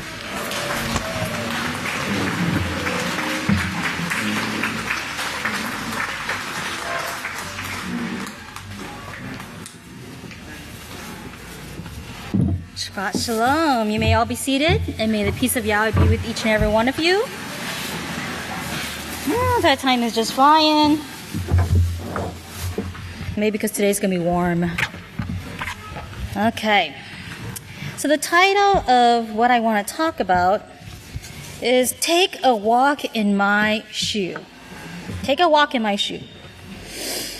I want to give an additional reason why we must get rid of this worldly, godly calendar and hop on the boat of Yahweh's way. And that reason is because Genesis chapter 1 and 2 gives us a really great lesson. I mean, we all know, probably that's a lot of time Christians, that's probably the only first page they read out of their Bible. But it's the creation. It's the 1, 2, 3, 4, 5, 6 days of creation, then the seventh being the Sabbath day. Did you ever consider that for those 6 days, Yahweh thought about us? The whole plan revolved around us. To think about, well, she's going to be hungry. She needs some food. She's going to need some trees because I know she can't stand that heat. She needs some shade. Just think about all the things he had to consider and the amount of concern he had for mankind. But he did it so that they would be joyous. He did it so that when he teach and he guided us on the seventh day, the Sabbath day, we will be comfortable. We will be willing to listen and become like him. And in order for Yahweh to do this, he had to envision in his mind, what is it like to walk in their shoes? What is it that will make them joyful and comfort them?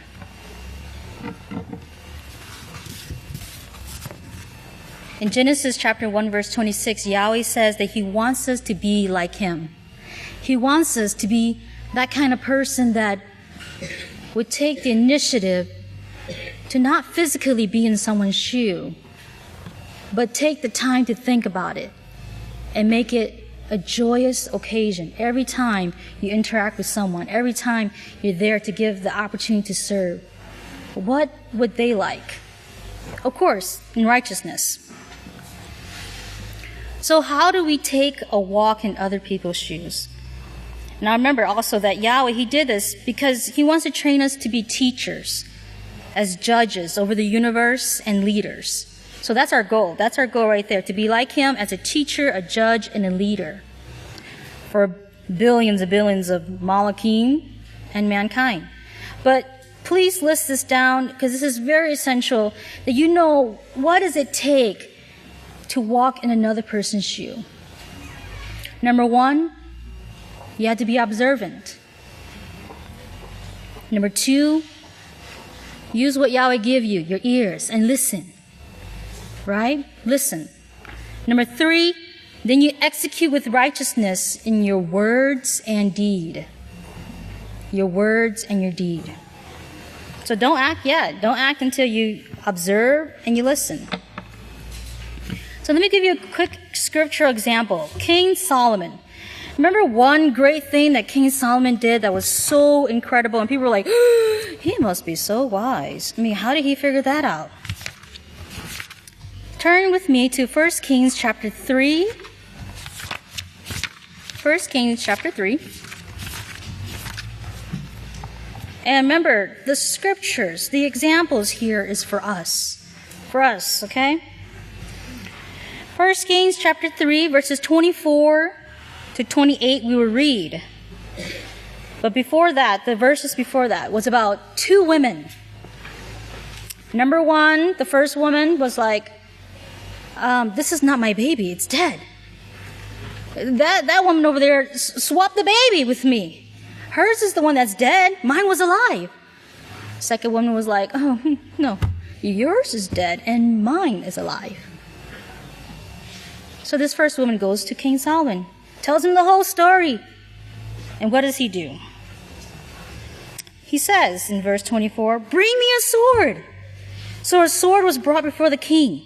And the king gave this command, divide the living baby in two, and give half to one and half to the other. What did this trigger? Then the woman whose son was living, the real one, spoke to the king, because she was filled with compassion for her son, and said, O ruler, give her the living baby. Please do not kill him. But the other woman, whose son had died during that night, said, let him be neither mine or yours. Divide in half. The king responded and said, give the first woman the living baby. Do not kill him, because she is his mother. How did he know to put this test before the women? Because he, even though he was a man, he knew what mothers would do. He was able to observe, listen, and from that, he was able to execute in righteousness. No lives taken away, whether it be kidnapped or murder. He did it. But remember how he did it. He did it because he asked Yahweh for that wisdom. And from that wisdom, he took his time to be like Yahweh in Genesis chapter 1. Walk in their shoes. How can you get it to where they can do what is right? They could bring forth the truth. That is a scriptural example for us. But let me show you another great example, a scriptural example from Yeshua, our Messiah. If you turn to Yachanan chapter 8.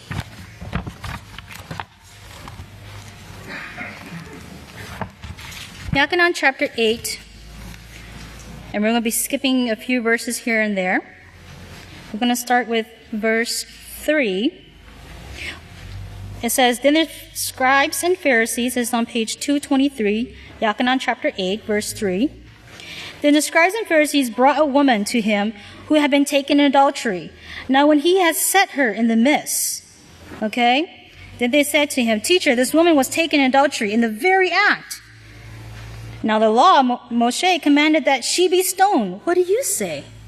Another tough question for a righteous teacher. Let's jump down to verse 7. It says, so when they continued asking him, he straightened himself up and said to them, he who is without sin among you, let him cast the first stone at her. Then again he stooped down and wrote on the ground. You see how calm he was? So calm. Let's go to verse 10. Because after he said that, they start leaving one by one. They know they're guilty. They know they're guilty themselves. Verse 10, then Yeshua had straightened himself up and saw only the woman.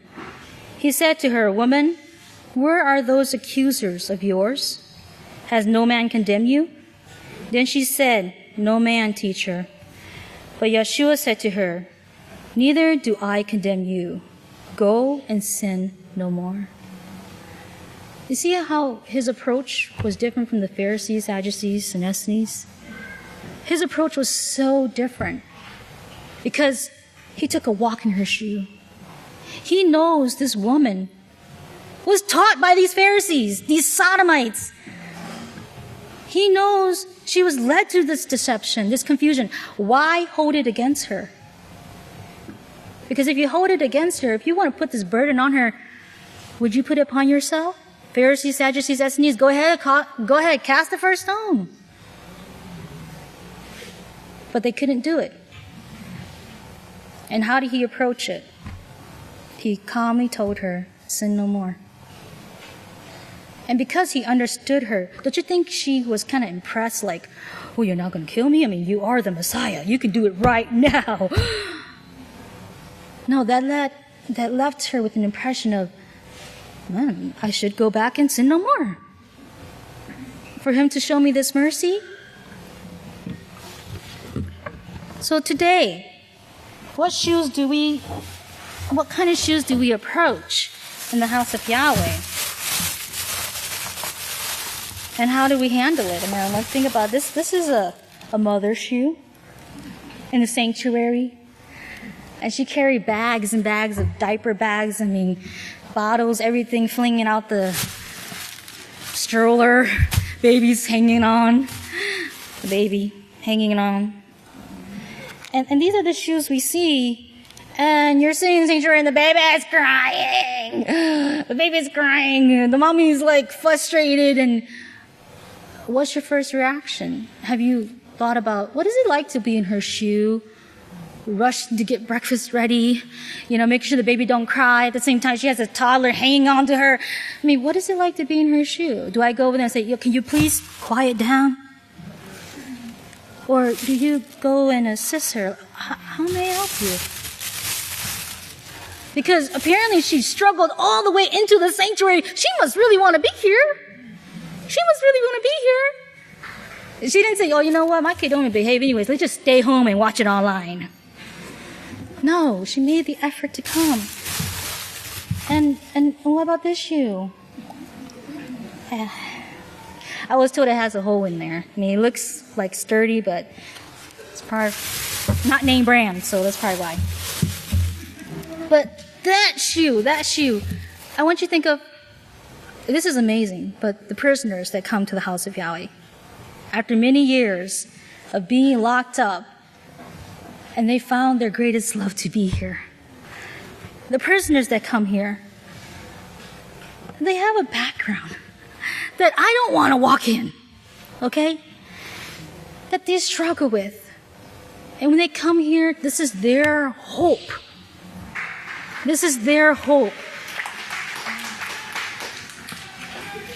So, yes, sometimes it may seem like they can't get anything right, Or sometimes you may see them struggling here and there. And when I say prisoners, I mean all of us too, because we were prisoners in the world with a horrible background. But when they come here, do you observe? Do you listen? Sometimes you may find out that what occurred in their background affects why they react certain ways. So how can I help you overcome that? How can I be a reminder to you to help you remember we don't do that here? Or hey, there's classes. Oh, you want to try asking the counselors about that? How can I help you?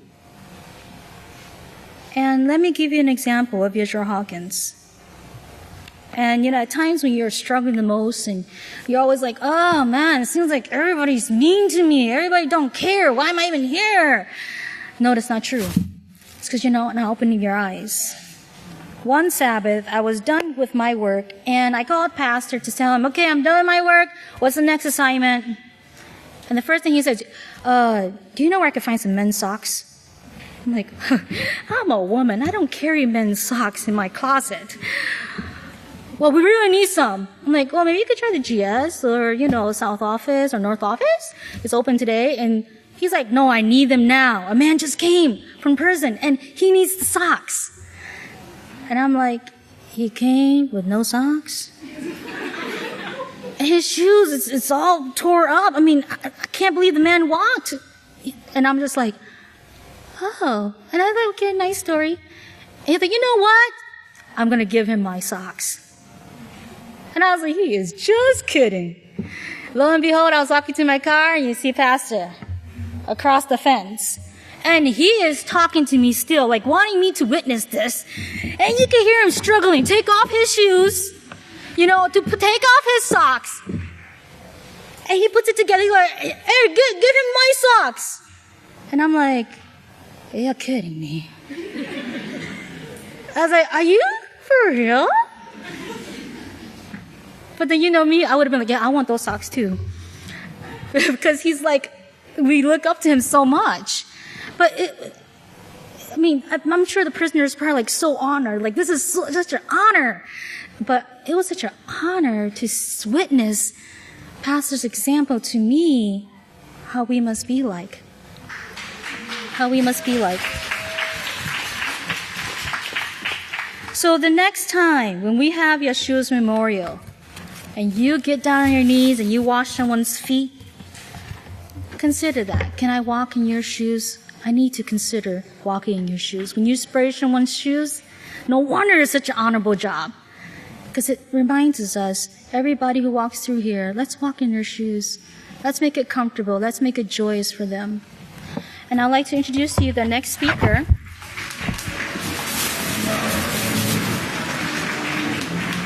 She has purple shoes. She is a very honorable woman in my sight. She's a hard worker. I've tried observing her and listening to her many, many times too. Very righteous woman. You can't stop her from going to the garden too. Whether it's winter, summer, spring, anything. But she loves Yahweh. I'd like to introduce to you the great Kohana.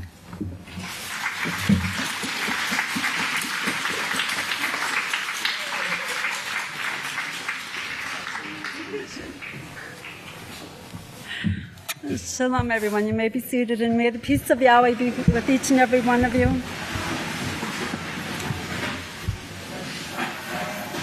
The title is The Plummet in the Hand of Zerubbabel.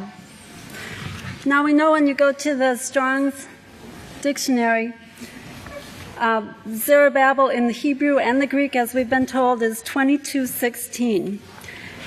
And it means to descend of, to flow away, and to wax warm. And the other word from Babel, or confusion, to go away from that. Well, I really want us to understand what a plummet is. Now, I've never built anything that uses a plummet, and I'm sure the men will correct me on what this all means, but a plummet comes from a string down. And I found this stone last night in the dark, but this is the closest thing I could find. But it comes to a peak. And so when you hold that up, that point, wherever that is, that's how you make sure something is level. Hopefully, I explained it where it's understandable. So this here is the plummet. In Zechariah 4:9 and 10, it says, "The hands of Zerubbabel have laid the foundation of this house. His hands will also finish it. And you will know that Yahweh of hosts has sent me to you. For who has despised the day of small things? They will rejoice and will see the plummet in the hand of Zerubbabel. And the complete knowledge and the understanding of Yahweh will go throughout all the whole earth." So we've also known that Yeshua pointed out who Zerubbabel was by Revelation 22:16, where he says, I, Yeshua, have sent my Malach to testify to you these things in the congregation of the house of Yahweh, 22:16. As I was reading the scriptures in Zechariah 4, 9, and 10, I noticed it had some side notes. And I know it's no coincidence, but these side notes are G33 and G34. Now we know that's the conception date and the birth date of the overseer, Zerubbabel, in these last days. If you take the verses 9 and 10, you add 19 to that. So you have 1934 and not that one yet. Yeah, in 1935. You see that on there? Zechariah 4, 9, and 10 shows who Zerubbabel is just by the numbers. Now I challenge you to find as many side notes on any page in the book of Yahweh and have them exactly fit the way this fit in there. It's amazing that Yahweh put it that way.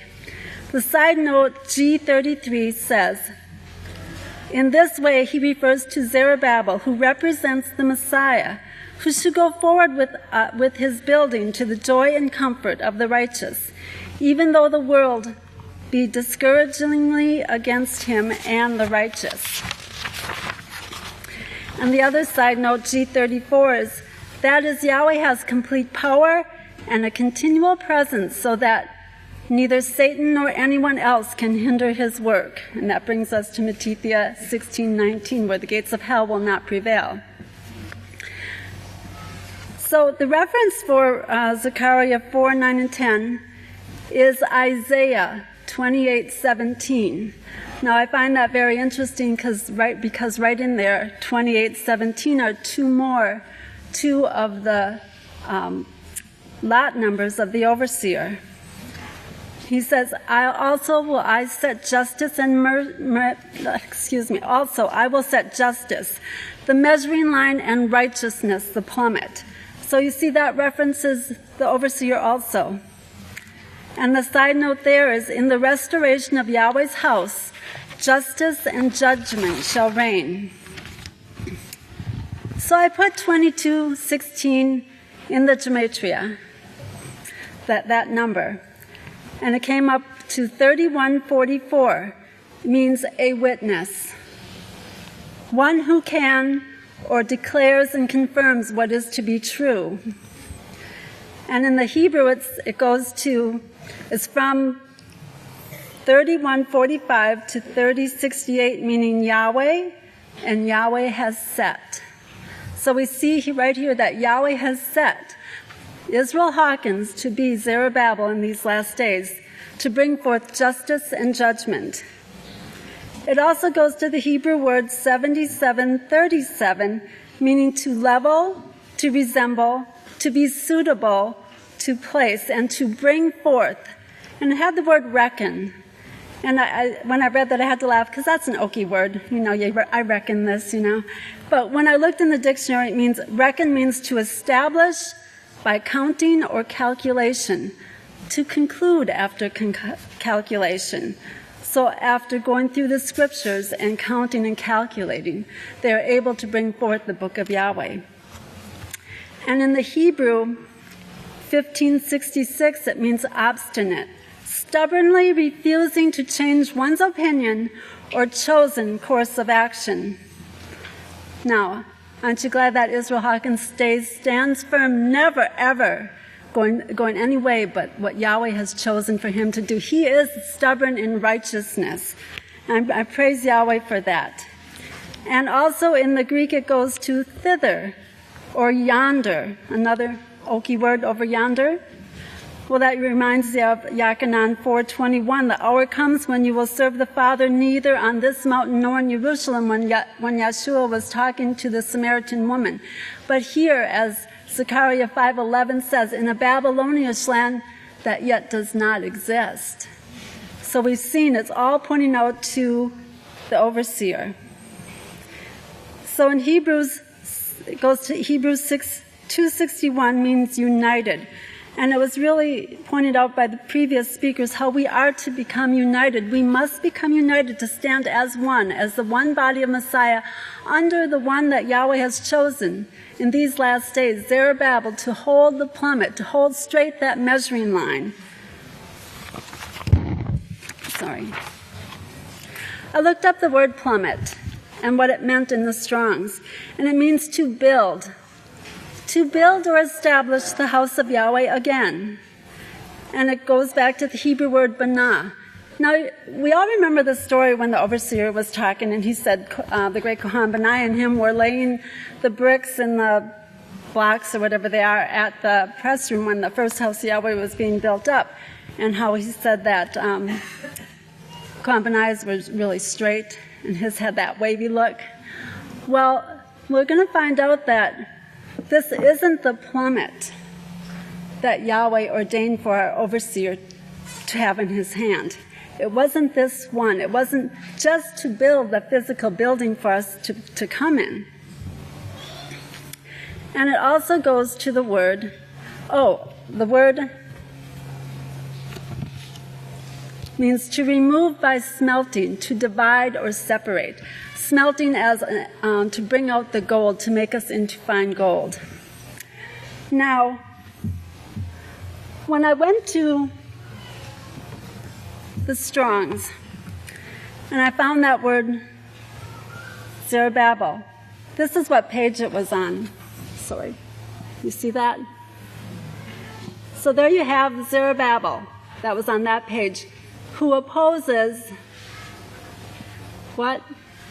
Babylon, that beastly system, that 666, he opposes.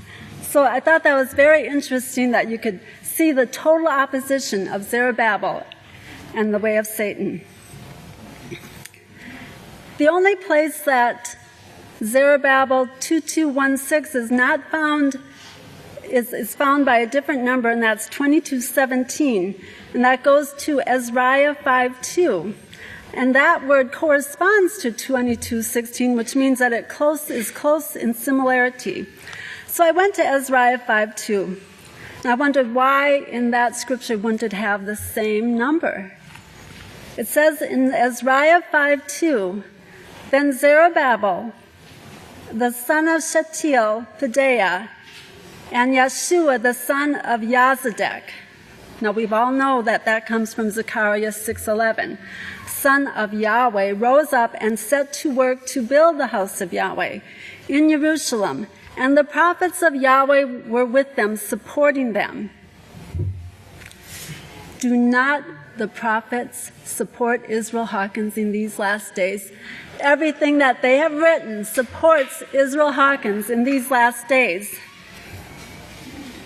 And the Hebrew word for 999 means to understand, the understanding. And we read that in Zechariah 4:10, where it says, and the complete knowledge and understanding of Yahweh will go throughout all the earth. To consider, to be able, to be wise. And in the Greek, 999 means a whole, to deepen. From 9:39, meaning profound, very early in the morning, the early hours in the morning. To pave, the foot, a step, to walk, denotes that which one steps. So what 999 is showing us is that Yisrayl Hawkins, the last days anointed witness, has the knowledge and understanding of Yahweh to separate. Zechariah 5:9, separating the way of the world from the way of Yahweh. Because Yahweh guides him early in the morning as he digs deep into the book of Yahweh. Isaiah 34:16 searches out the book of Yahweh to get the profound understanding to oppose Babylon, and sets his foot and points. Remember that plummet has a point? He points the whole house of Yahweh in the path, that straight and narrow path spoken of in Matthew 7:13 and 14, so that we may walk in it. The plummet that Yisrayl Hawkins holds in his hand is this right here. It points us the way. And when Yisrayl Hawkins gets up and he opens his book of Yahweh, know that he is Zerubbabel, and he has in his hand the way to point to righteousness. He is bringing in justice and judgment upon this earth, and we, the congregation of the House of Yahweh, have the honor and blessing of supporting him in his work, just as the holy prophets of old. This time, will you all please stand? I turn it over to the great head judge. Praise Yahweh, you may be seated, everyone. We're going to continue in our lessons today.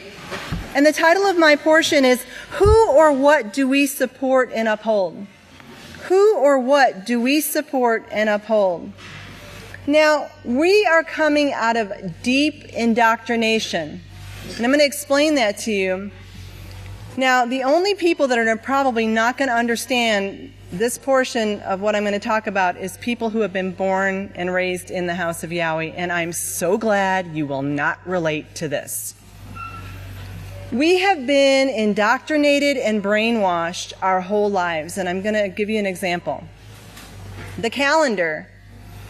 People think that the calendar is so that you can open it up and see what day it is in the month, right? Wrong-o! Buckos! Okay, here's what it is. It's a scheduler of your events that they want you to do. And I'm going to explain to you how. When you were in the world before Yisrayl Hawkins shed the light on you, the little light bulb went off, Yahweh opened our mind, brought us to our overseer. The only thing that the calendar did was guide us to our next pagan event. True or false? Yes, because in January it started out, here it is. Oh, it's the New Year's ball drops down, and it starts with lust because you're supposed to kiss the nearest person to you. Ball drops, confetti flying, everyone's drunk, and there's the kiss. You know that's true. That's exactly what they teach. The next month you hop to is what? And what are you doing? I remember being 5 years old, sitting at my kitchen table making Valentine cards to take to school and wonder which boy was and you had those little heart-shaped candies. 5 years old? Teaching 5-year-olds to prostitute themselves in public schools? Do you see it? By a way of a calendar. You probably never really looked at it like this before, but then, you keep marching on. I don't have time to go over all the pagan holidays, but you were guided in school to worship Yahweh? Oh, no way. What are you guided to worship in public school? The gods. And when Yisrayl Hawkins put the finishing touches by doing this calendar, at first I was like, there ain't no way on this green earth that I am ever going to learn how to do these months, these new moon things, because we're so indoctrinated, right? And the calls, my job at the office is to answer the phone. I don't understand this here calendar that y'all put up on your website. When's the feast anyway? These are real calls. Indoctrination. The only reason that we don't understand it is because we have not been indoctrinated in it, right? In school, you learn the days of the week. Da, da, da, da, da, da, da. The months. Do, do, do, do, do, do, do. And when they showed the pictures in school, you get to July, it shows a little picture of everyone on a blanket looking up, worshiping the gods of war, bombs exploding in the sky. Make sure you bring a snack because it's family entertainment, right? This is what we were indoctrinated in. This is what we learned. Anyone here didn't learn that in school? Anyone didn't know that when it was the Roman month July that you looked up in the sky and saw the bombs? Anyone didn't know that? You knew it because you were indoctrinated in it. And they say we're brainwashed here. I mean, for real?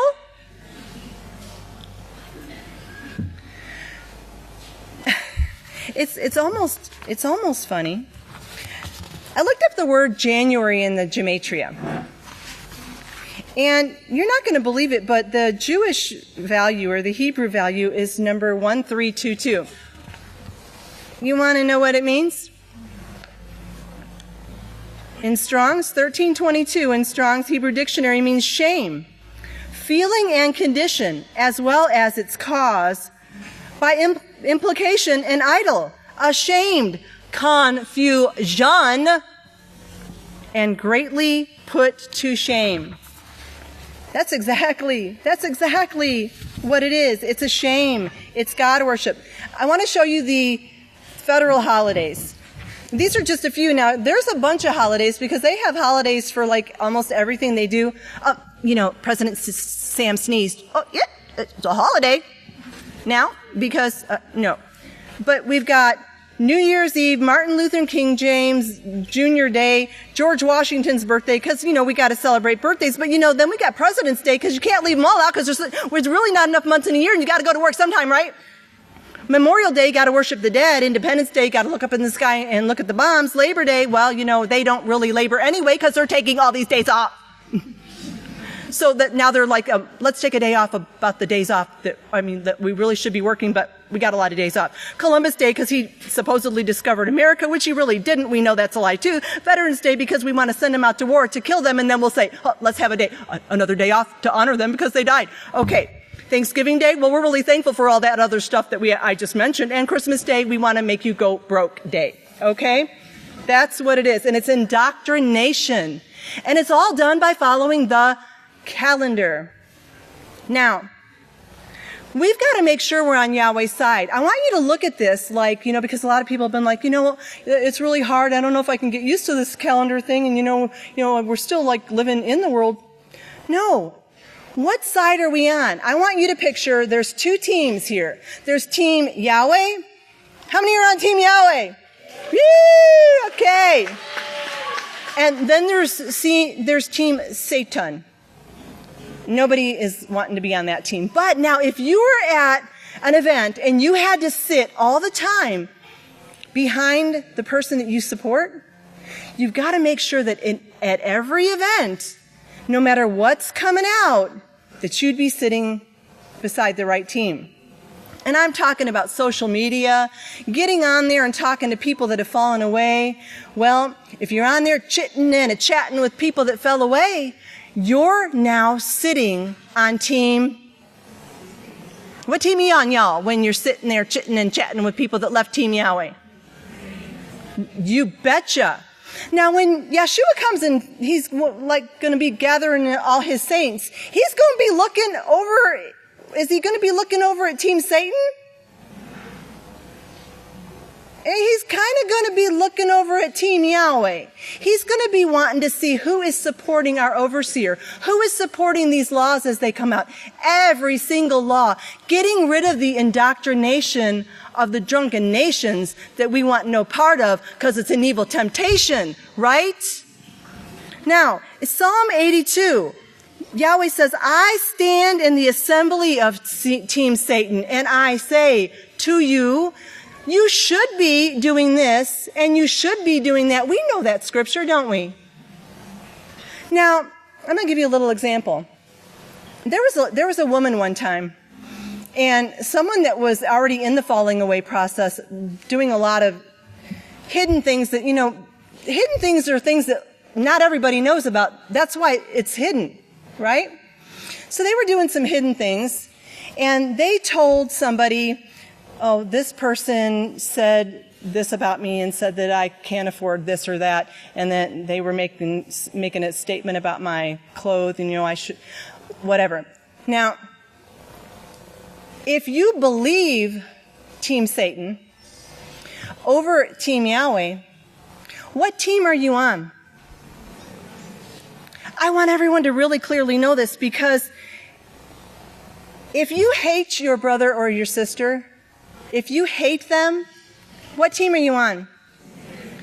But we don't go up to each other and I'm just like, hey, I hate you. I don't like you, I don't like you, I hate you. We don't do that. We show our hatred by our actions and by what we uphold and what we don't uphold. Is that true or false? That's the truth. You know, it's really easy to say, you know, when she stands up for the law, sometimes she could cause people to fall away. Or Yisrayl Hawkins, he gets up there and he's a little too harsh. Well, what do we expect him to do? Hi, my name is Yisrayl Hawkins, and if you want to follow the law, well, you can just give it a try. If you don't, it's okay too. Now, would he be a great righteous overseer if he taught us like that? No way. We've got to be so careful because sometimes we make statements that show hatred. Oh, you know, so-and-so fell away because this was said, or so-and-so fell away because that was said, or so-and-so fell away because this was done. So-and-so fell away because they sinned and they held on to sin and it wasn't anyone's fault in the congregation. Everyone must be tested. Not saying that we need to be someone's test, but we're someone's test if we're accusing someone of causing others to fall away. That's what we need to overcome. Does everybody understand that? We need to be on Team Yahweh at all times. In Jeremiah 23:22, it says, if you would have stood in Team Yahweh, you would have caused them to turn from their sins. So all these people that have left and make accusations against the overseer, he was too mean to me. She taught the law too hard to me. Now, those people that left or the people that are supporting them, have you turned them from their sins? Are they back here? Jeremiah 23 says, if they had stood in my counsel, if they'd been on the right team, they'd be turned from their sins because they'd be hearing the right thing from the right person at the right time. True or false, House of Yahweh? We got to get this God worship out of our mind because we don't really realize that it's very subtle that we show hatred towards our brothers and sisters. In Psalm 16:4, it says, their sorrows are multiplied who seek after gods. We offer not their blood gift. We do not say their names. We're commanded not to acknowledge the authority of the gods. Don't say their names. But I got a little secret for you. If you don't submit to something, you automatically take the authority away. Did you know that? So our job in these last days is to teach everyone who to truly worship and truly serve so that we can take that submission away and they will have no authority in this universe again. No haters of Yahweh, no Team Satan. They will not have any authority because they will not have anyone to worship them. Do you see our job? And it's all through this calendar. In Zechariah 13, verse 2, it says, in that day, says Yahweh of hosts, I will cut off the names of the gods, Elohim, from the land, and they will be remembered no longer. I will also cause the false prophets and the unclean spirit to depart from the land. And in Deuteronomy 29:18, for my closing scripture, I solemnly entreat you to enter into, not out of, into the covenant, an oath, for fear that there may be among you a man or a woman, clan or tribe, whose heart would turn away from Yahweh. We turn away when we don't uphold those or who are upholding. You know, we should make a song about that. We turn away when we don't uphold those who are upholding. Okay? And it says, whose heart turns away from Yahweh our Father to go and worship gods of those nations for fear that should be any among you a root that springs up, that brings up forth gall and wormwood, poison and bitterness.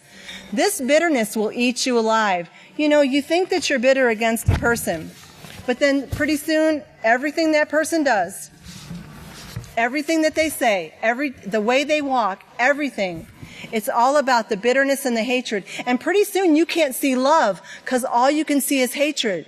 Because where are you sitting? On Team. When you're sitting on Team Yahweh, you see the best in people. You correct sin. And correcting sin is not tearing a brother or sister down.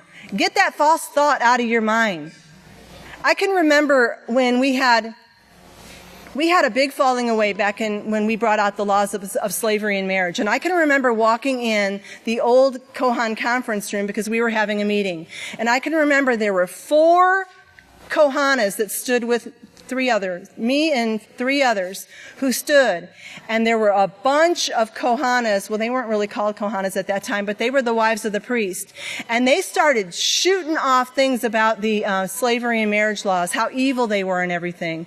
And the 4 of us stood our ground. We stood and we told them, you either repent or you're going to die. They've all left. And sorry to say, the 3 others that stood with me are not here either. But guess what, House of Yahweh? We're going to stand together. We're not going anywhere. We're going to take these laws to the universe, and we are going to bring the names of the gods out of the mouths of the people, and only Yahweh's names are going to be heard from their lips. Only Yahweh's name soon. So we got to stand behind our great overseer. He's taught us so well. He's taught us so well. So we need to stand with him, and we need to be the best disciples that he could ever hope for. And if you'll all please stand and help me welcome our last but certainly not least of our speakers, the great head judge. Praise Yahweh.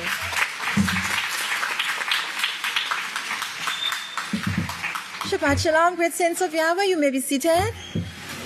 Okay, I'm your last speaker, so I'll go really fast, the best I can. I have a riddle for you. May the peace of Yahweh be with each and every one of us here today, and those who are also joining us over the media. I have a riddle for you. If the man who works in the garden is called the gardener, how do you call a woman who works in the garden?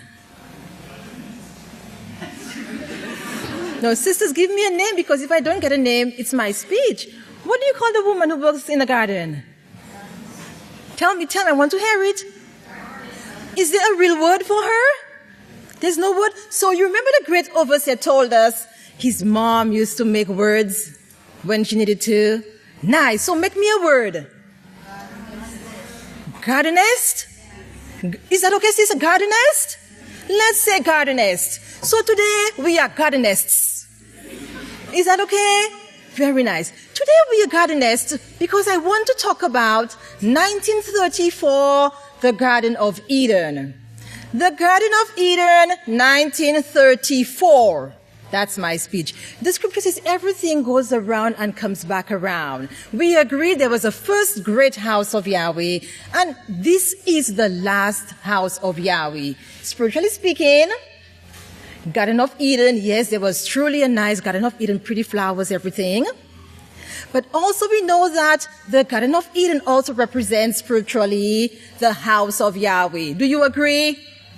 So we are 1934, the house of Yahweh, Garden of Eden.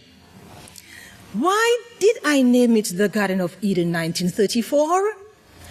Because something was shown to me a while ago. And the person who showed it to me, there was an example of what tillage is. And the scripture was given, but she used 1 Corinthians 3:9,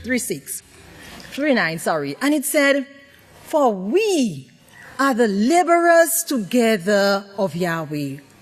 You are the tillage of Yahweh, the house of Yahweh. For we are the laborers together of Yahweh. You are the tillage of Yahweh, the house of Yahweh. And she described tillage. What is tillage? Tillage. What is that? So may I have my video, please?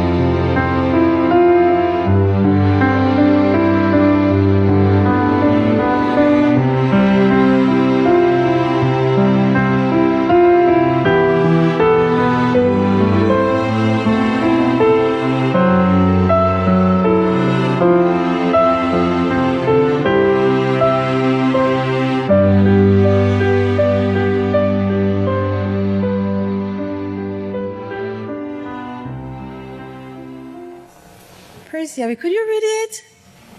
Yes. Do you see what it described as tillage? Preparing that soil, that ground in the Garden of Eden for the seed of Yisrayl Hawkins. Not just his biological seed, but the seed those he has called, Yahweh allowed him to call, to become part of the great work of Yahweh. So I have a question for you today, great sisters in Yahweh's house. How's your tillaging doing? How are you tillaging? How's your tillage doing?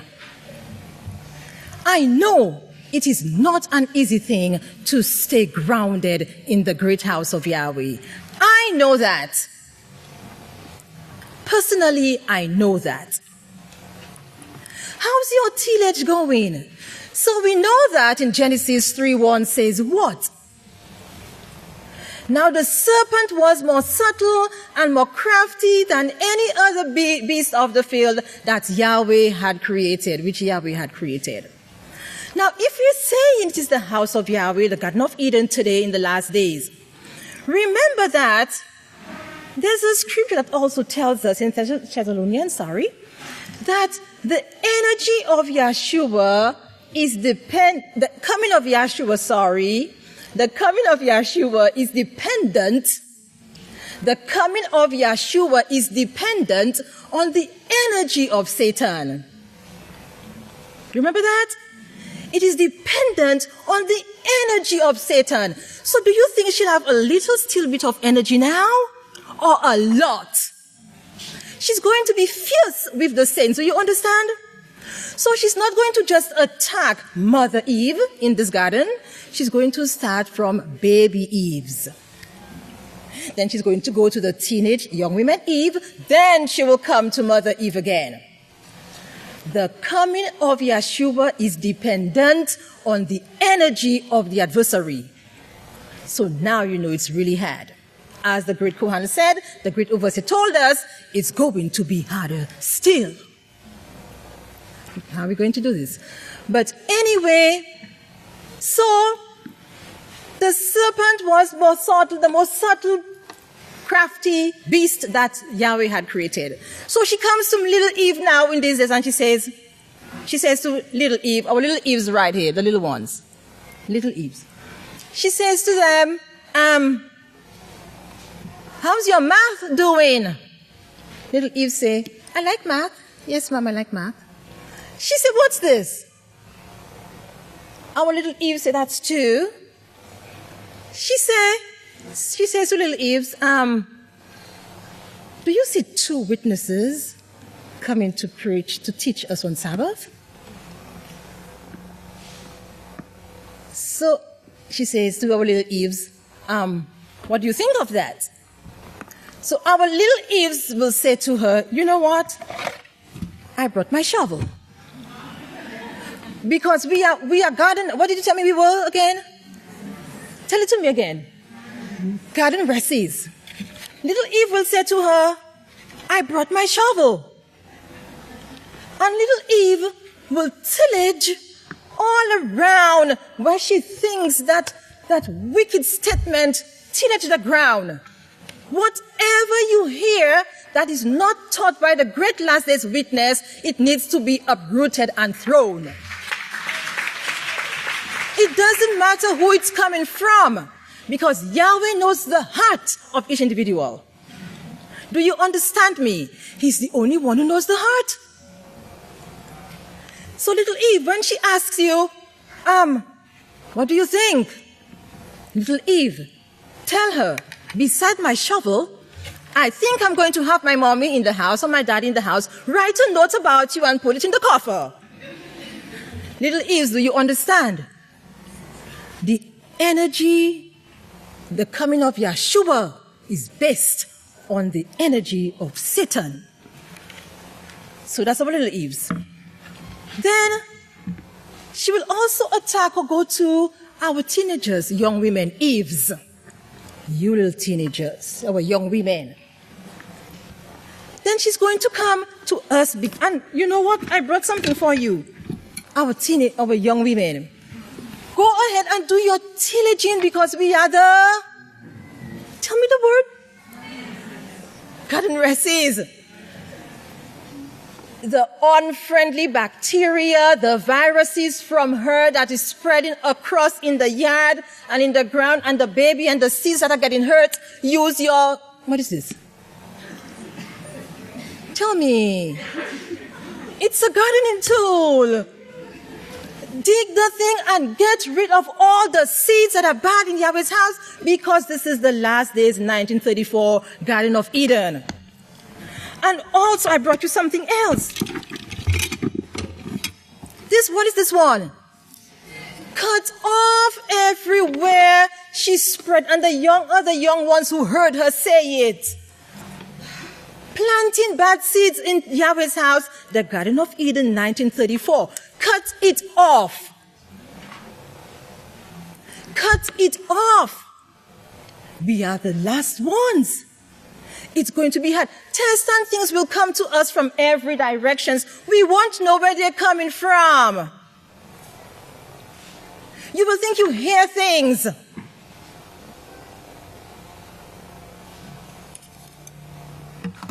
So, she comes to the big Eves now.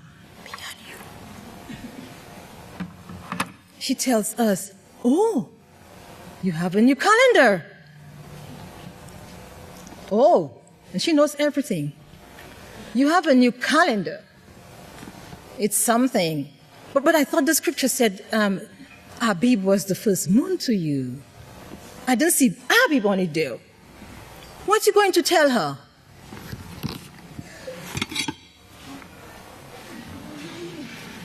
You're going to quickly tell her we are tillaging the ground. She's planting a bad seed. She's destroying seed. It needs to stop.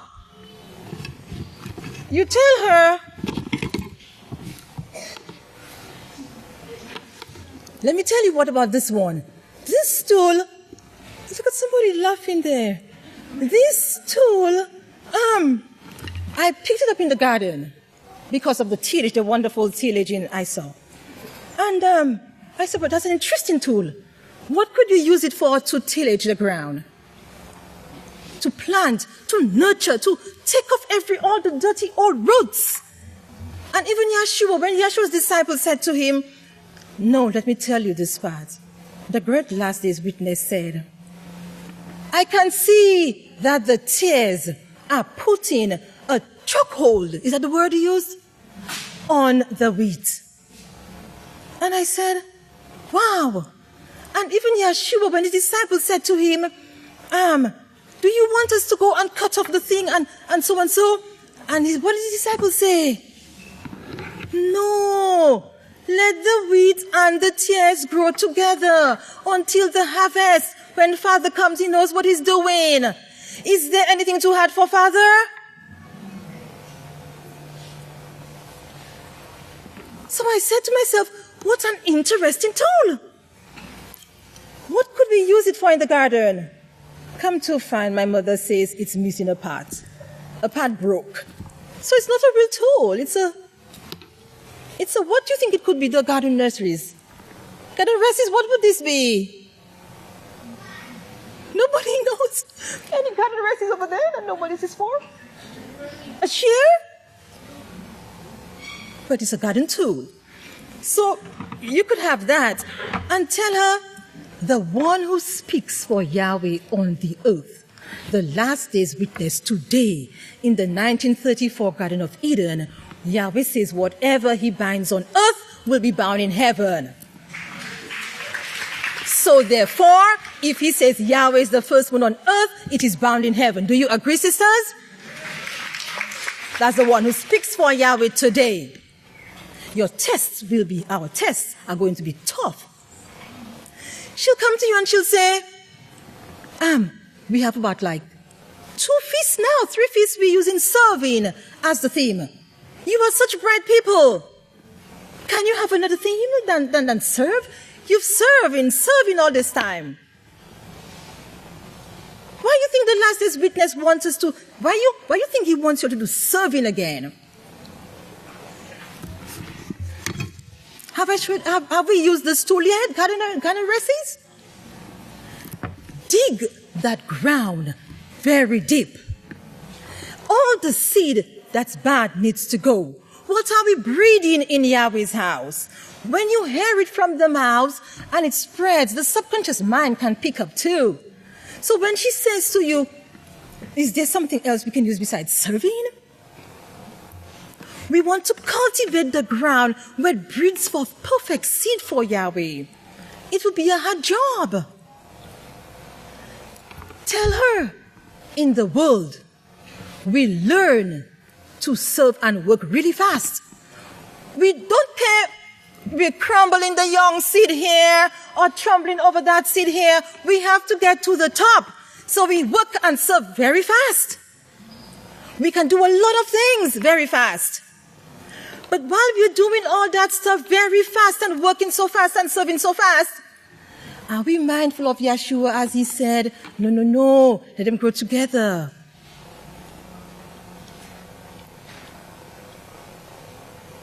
What is the objective for our serving and our working so fast and hard? A Kahan said, busy doing what? How are we mindful of the other delicate seed, those baby seeds that come up, and you see little plants germinating.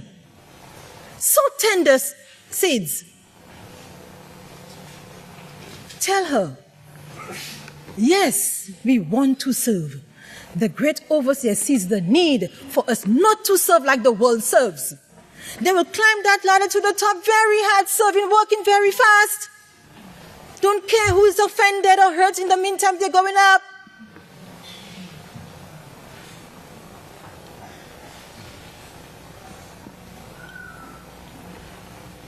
We don't want to serve like that. That's how she has taught the world to serve and work. How we want to serve and work in great Yahweh's house as we've been trained now and cultivated in the tillage in the 1934 House of Garden of Eden. How we do it is like Yeshua. We do it where the other person can see Yahweh in us. We do it where,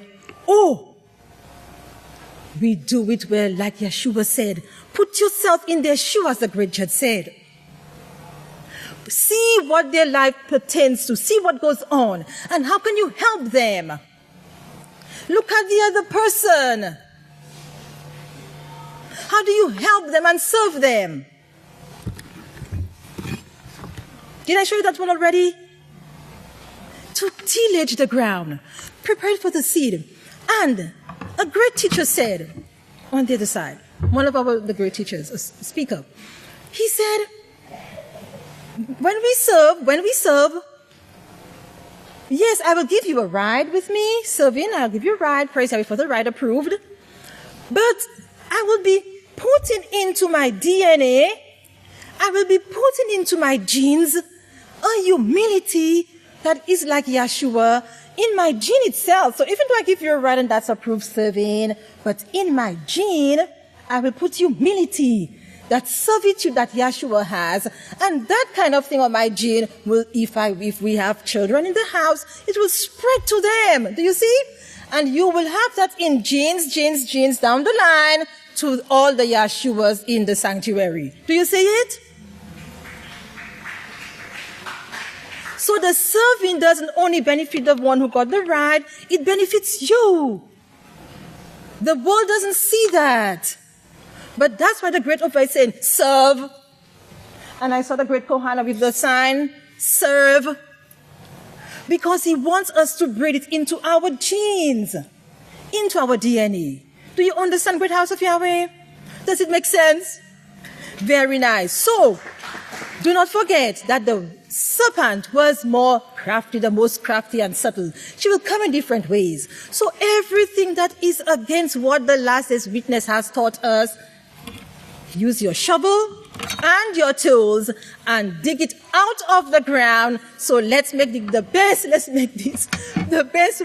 best work we have done for the 1934 Garden of Eden. Praise Yahweh.